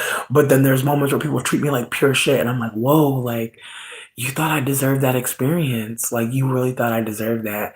And again, it's the way that some people will switch up on you. They'll ask you what you are because they're like, hold on. Should I be punishing you right now? It's awkward as fuck, but it's the way that like I'm seeing now how some of us are existing in the world in a way to where we get to kind of choose our own adventure. And as much as I don't think in every instance I get a choice, there have been more moments than not where I do. So I'm trying to uplift that as like I know there's moments where like white people are just it's operating without you even noticing. But there are definitely moments where like you definitely do notice like how other people are being treated, or you're forcing yourself to like not pay attention. See, saying that you're Irish and you don't care too much for politics, I would suggest anyone here who thinks of themselves as a white person look into how your ethnicity became white. And I want to stress anyone who identifies as Irish really take some time to look into how the Irish became white, because I think what will fascinate you is that becoming white is why Irish is a part of whiteness. You're not necessarily just white people. You're not. There was a systemic erasure of Irish people, of Black Irish people. It's the way that Irish does not mean white, but you think it does. And so, with that being said, it's the way that whiteness hides information from itself. Whiteness doesn't want you to know that. They don't want you to know that you used to not be white. They need you to invest in whiteness immediately. And what's worse is they need us non white people to really invest in it, to really want it, to really desire it, to really want to emulate it. It's sick.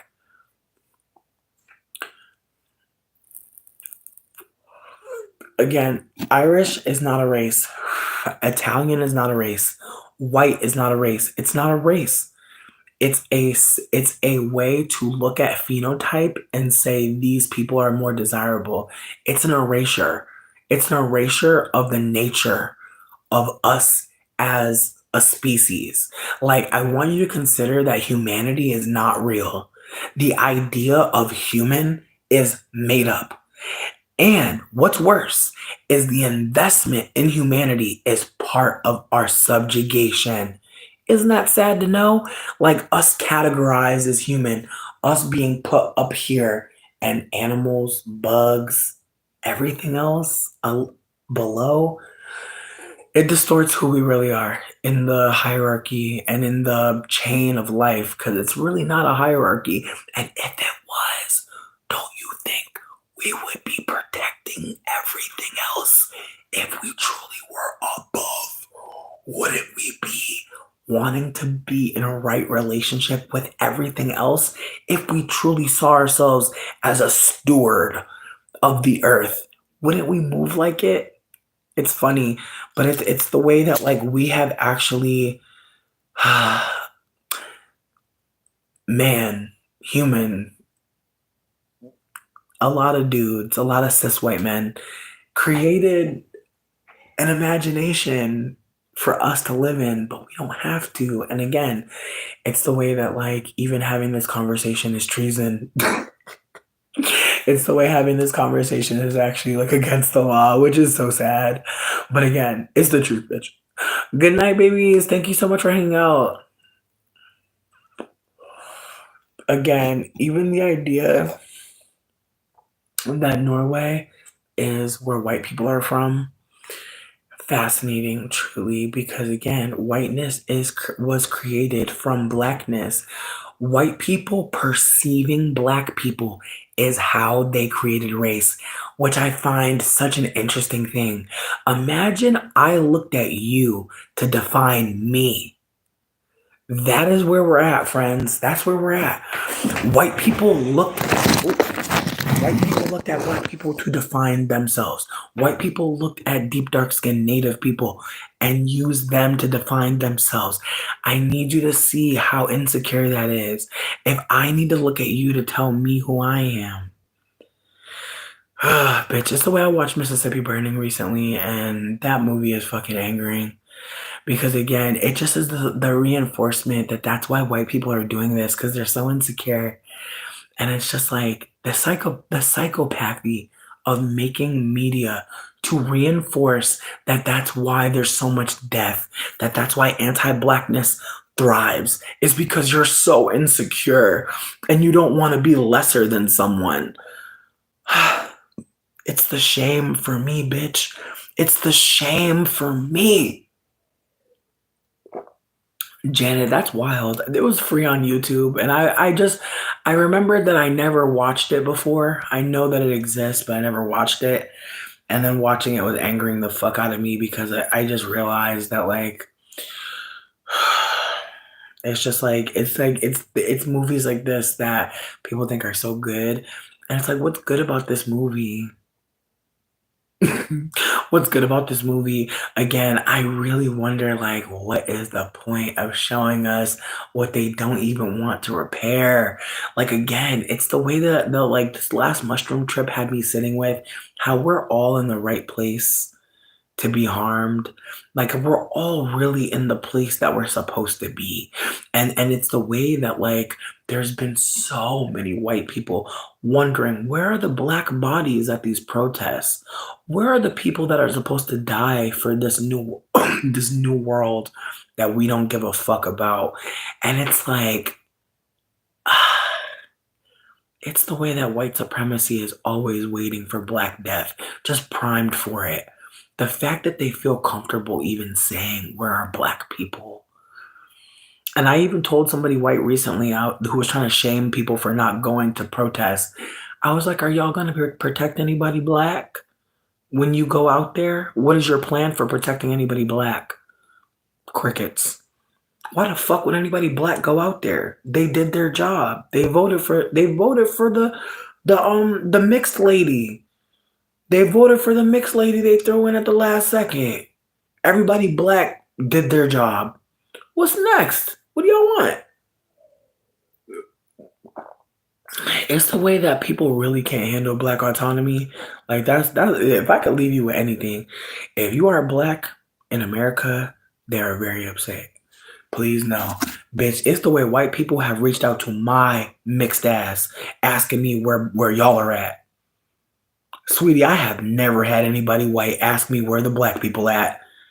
I have never been asked by a Caucasian where y'all are. I've never had that happen. So I have to just say kudos to y'all doing whatever the fuck y'all want to do because the white people are confused. It's the way I posted a few times, like, can y'all please leave Black people alone? Because I've seen y'all posting a lot of posts talking about y'all need to go out and fight. 9. Again, it's the way white people have candidly told me they don't think that. They think it's divisive. I've heard it directly told to me. And they know I'm a mixed person. So what they want?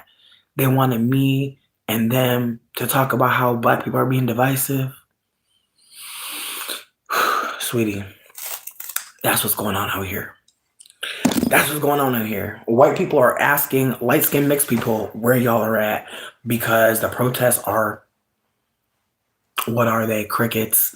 And again, it's the way that white people don't got no plan. That's what annoys me about the protest, truly. That's one of the most annoying things about this protest shit. It's like they just out there singing and shit, barbecuing. It's the way white people really will just go outside and have a weenie roast and say they broke, say they fucking protested, sweetie.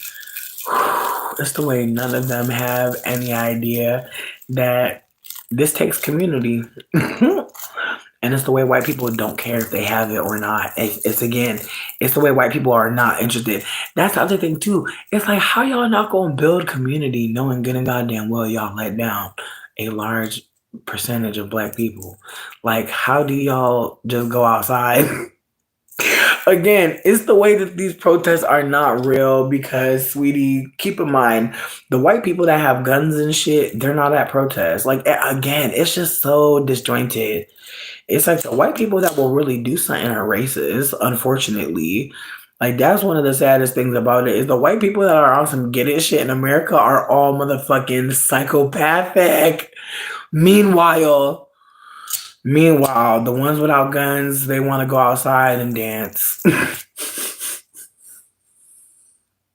It's hell, bitch.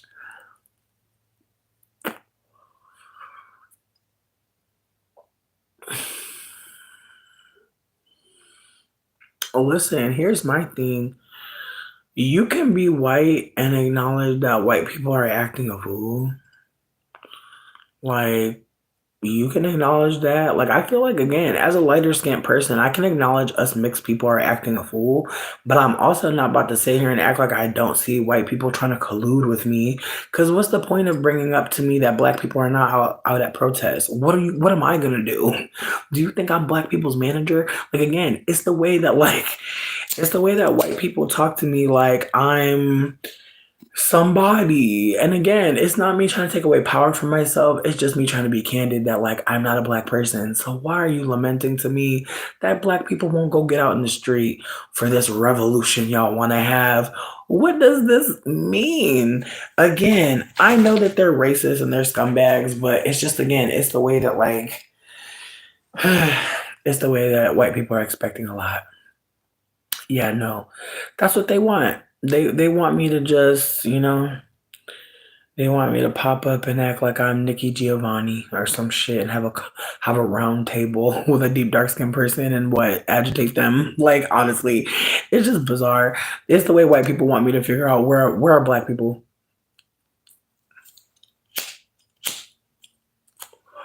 I am. What up, Deirdre? I hope you're doing well. Again, y'all are doing great.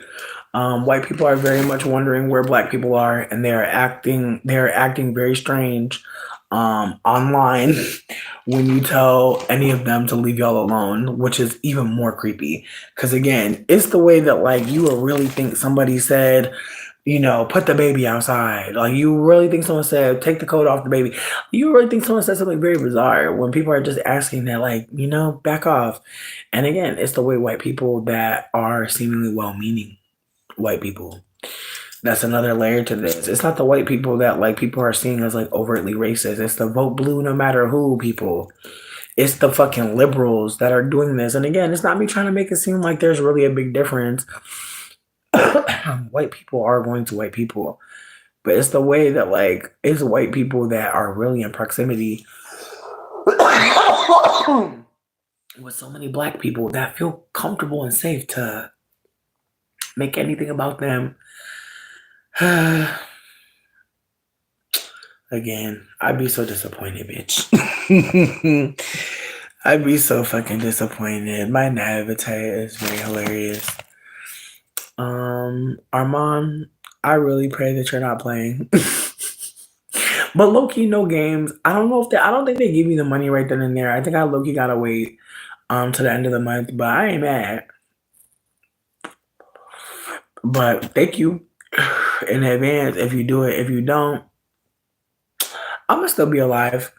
Pond, what are you smoking? You said you're still doing this while your coughing is from that cigar. It is. It is. I'm smoking a big cigar. You're right. Low key, I want to find a way to put my blunt in the pickle so that people will have even more crazier things to say to me. Like, bitch, why are you smoking out of a pickle? I'm sorry. I'm childish. I'm so sorry. Like, I am genuinely so sorry. I know y'all thought I was going to do something else, but no. No, I'm just going to keep on being childish to annoy you and aggravate you. That's actually my point in life. I'm so sorry. Like, I'm really not here to be the bigger person other than being literally physically the bigger person. But yeah, no, I'm about to smoke out this pickle. And y'all just got to deal with it. Sorry, not sorry.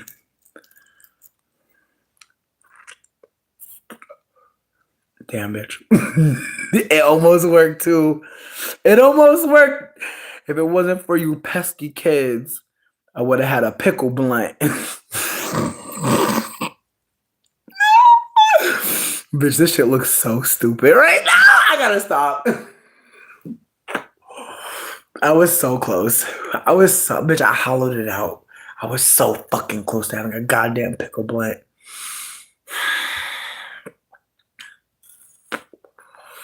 Who's Velma? It is cucumber scented. I feel like it's getting me higher now. Oh shit. Damn, the head change off that pickle, bitch. Woo! It's that sea salt. Ooh, that brine, bitch. Wow. Went right to my head, baby. I have not seen Velma. Medical marijuana and cigs. Okay. I'm crying. I don't smoke cigars. I literally smoke a blend of rose petals, tobacco, and weed. But I use papers. If I stop smoking, sweetie, you gotta give me the 200 for me to believe you. Damn, Armand. Bitch, it's the way I know there was no $200, but I'm a Capricorn. You really never know, bitch. I've been blessed before. I've been blessed before. There's a couple of reels on IG that show one of the episodes and they talk about how Scooby being able to talk is the fact that he's a science experiment.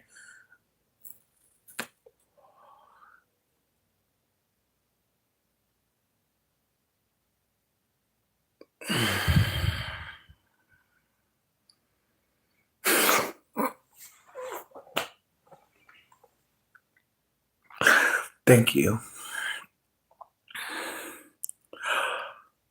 Oh, Violet. This has levels. I'm glad that we spoke to you tonight. I'm glad that you told us what was going on. Yes.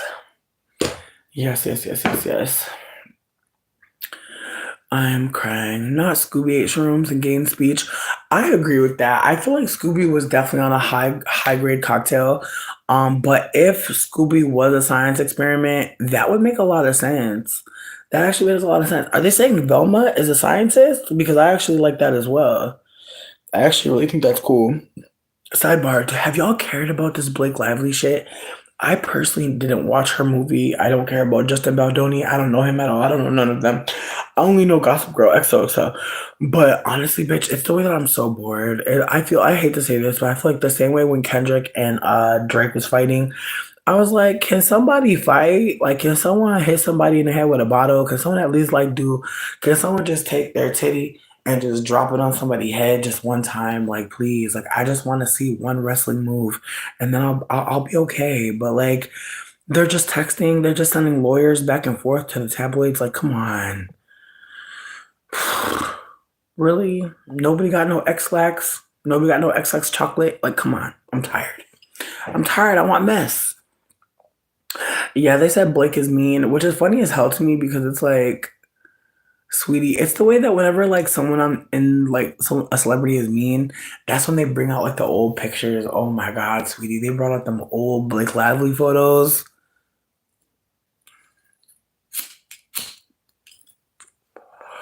from the Sisterhood of the Traveling Pants, bitch.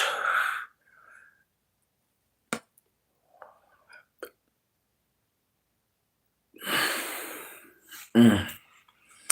They did the same thing with J Lo though. They brought out J Lo's old pictures, which be making me laugh as hell. Making me laugh like shit. 'Cause it's just like for me, I just think it's so funny that like ugliness really be resting on a nose job, which is so bizarre to me.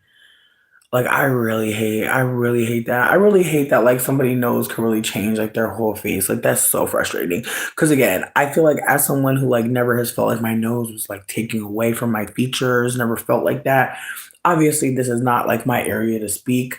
I've never had no one really play with me about that, and I've never felt like I lost opportunities because of my nose. With that being said, though, it's the way that like with their nose being changed or altered, I just again, it's just the way that like beauty is such a mm, it's such a formula, you know? It's like when you put on your makeup, like you know what to do type shit. You feel me? Like it's the way that like even makeup has I don't say rules, but there's things like for every face that do different things.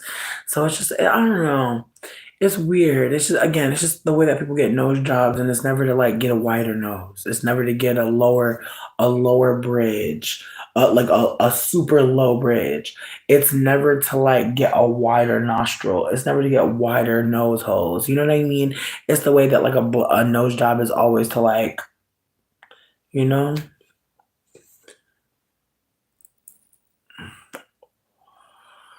Ryan Reynolds wrote a book. I'm screaming. I'm crying. You got me fucking crying, bitch. I'm dead. I feel like I have my dad's nose, and I'm really grateful. I feel like I have the cutest fucking nose. I love my nose so much. I'm grateful that I have a nose that I like. Because great, granted, some people grow like right now. I've told y'all this before. If I could cut off all my toes on my foot, I would. I literally hate my feet, and I feel like again, I feel like people that don't have foot issues or foot like hating their feet, they don't take it seriously. I feel like feet is an intimate hatred because only really you know about your feet. Your face, other people could share in that. You know, if you look cute, people could share in that. You look, I don't want to say you look bad, but like people are make fun of your looks or people try to make it seem like your looks are not conventional, therefore they're not attractive. Like you know what that's like. But when you hate your toes, good God, bitch. But again, if I could get a new foot, I would, bitch. If I could get a footiotomy, if I can get some new clod hoppers, I wish they had a hoofiotomy, bitch. Cause I need new hooves badly. Like my feet distress me. Truly. Truly, bitch. And I know somebody gonna say, put some bags on them and Vaseline. It's past bags and Vaseline. No, I need toe Zempic. I need foot Zempic. I done told you I need a footiotomy. Leave me alone, bitch. Like my feet, if I rub my feet together, it sounds like the beginning of Computer Love, bitch. My feet are fucked up. Like I literally have something going on with my feet. I don't know what's going on. I'm gonna be real, I don't be wearing socks. I feel like that's part of it. I'm very anti-sock as a bitch. I really love a slip-on. I love a Mary Jane. But yeah, no, my pinky toe look dead. Like it's fucked up. Again, some of y'all got cute feet. I'm jealous. I wish I could steal your feet right now, bitch. Honestly, I'm gonna be honest with you. Like if I see somebody with cute feet, I want to punch them. Like whenever I see cute feet on people, I literally stop and look for a long time. I know my face look real sick. It's sad. I can't even look nobody in their toe. I can't. And when people toes are fucked up, I want to be their friend. Dead ass. Like if I see other fucked up feet outside, I'd be like, yo, let's talk. Let's link up. Let's stomp on some bitches with better feet than us. I'm playing, bitch. I don't be doing that. But dead ass though. Yeah, no, my pinky toe looks sick. Like low key, like my feet are so fucked up that I know, like if I ever went on like pop the balloon and I wore open toes, bitch, they're popping all the balloons are popping. Dead ass. Like if it was based on just feet alone, why the fuck would I show you my feet after telling you all this? Hell no, bitch. These shit look like Graves' disease. Hell no. My feet have Graves' disease, bitch. Like my shit look bad, dog. Like honestly, sweetie, no. Hell no. Hell no. Nah. Nah, I would never show nobody my feet, bitch. If I had to show somebody my feet or go to jail, sweetie, kung kung dun dun dun dun dun dun dun dun dun dun dun dun dun. Wow. Call Benson and Stabler, bitch. I'm going to jail. There's no way. Hell no. No, my feet look like somebody has set my shoe on fire and every toe said fuck it and ran a different direction. And then on top of that, the shoe had melted and became my foot. People be like, no shoes on in here. And I be shoeless. They be like, take the shoes off. And I be like, they're off. And I gotta tell them they're off. They don't believe me. I actually have to show them that the shoes are off. Absolutely. No, it's not even that my toes are crooked. It's that they look like they have gone through something that only magical, you know what I mean? Again, like I said, I feel like it's karma for talking about this boy's feet for years ago. I feel like my feet actually was okay. And then I had talked shit about somebody else's foot and then something had happened to me. I had got sick and then I woke up and then my foot was like that. And then I went to the hospital, but it didn't matter. Like, have you ever gone to the hospital, but it just didn't matter? That's what happened. Like you go to the ER, but it don't matter. It don't change it. Like nothing changes. So that's what I'm saying. Yeah. It's beyond Medicare and Medicaid. It's beyond each one teach one. It's beyond red light, green light. It's beyond.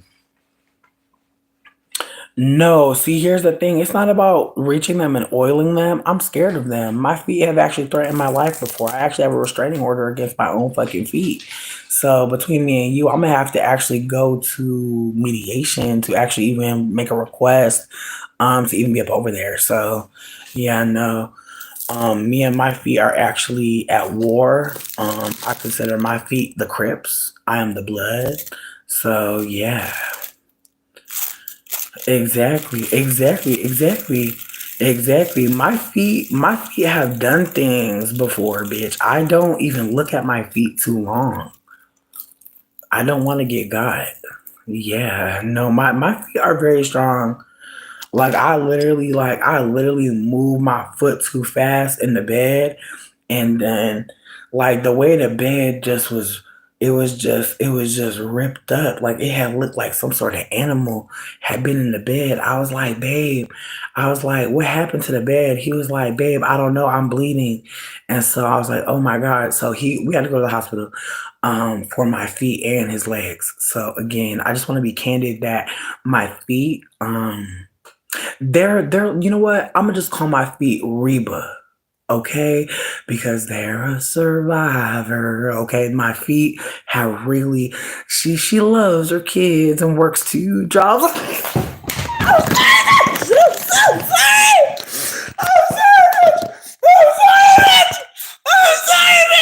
I'm so sorry. I'm so stupid. I'm done. I tried to keep it. I tried to keep composure. I couldn't, bitch. When I started singing the Reba song, I had to go. I had to leave. I had to get myself out of here. A single mom who loves her kids, who loves her kids. Wait, bitch, why do I want to keep saying she loves her kids? A single mom who works 2 jobs and loves her kids and never stops. With gentle hands and a heart of a fighter, I'm a survivor. Yes. Who loves her kids and never stops. Woo! I'm crying. I'm crying. Mom, I know, bitch. I'm crying. Meryl Streep, you screaming enough. A frozen pizza. I'm crying. Please do.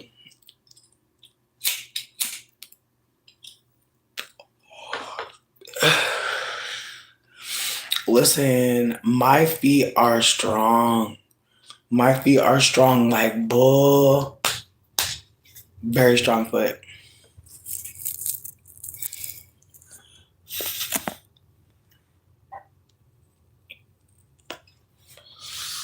I'm crying. Not be getting burned, bitch. I'm dead. Listen, I'm about to dip on out of here. I appreciate y'all for hanging out with me. This is such a fucking cute little time. I'm glad I drank my mushroom tea with y'all. I'm dead.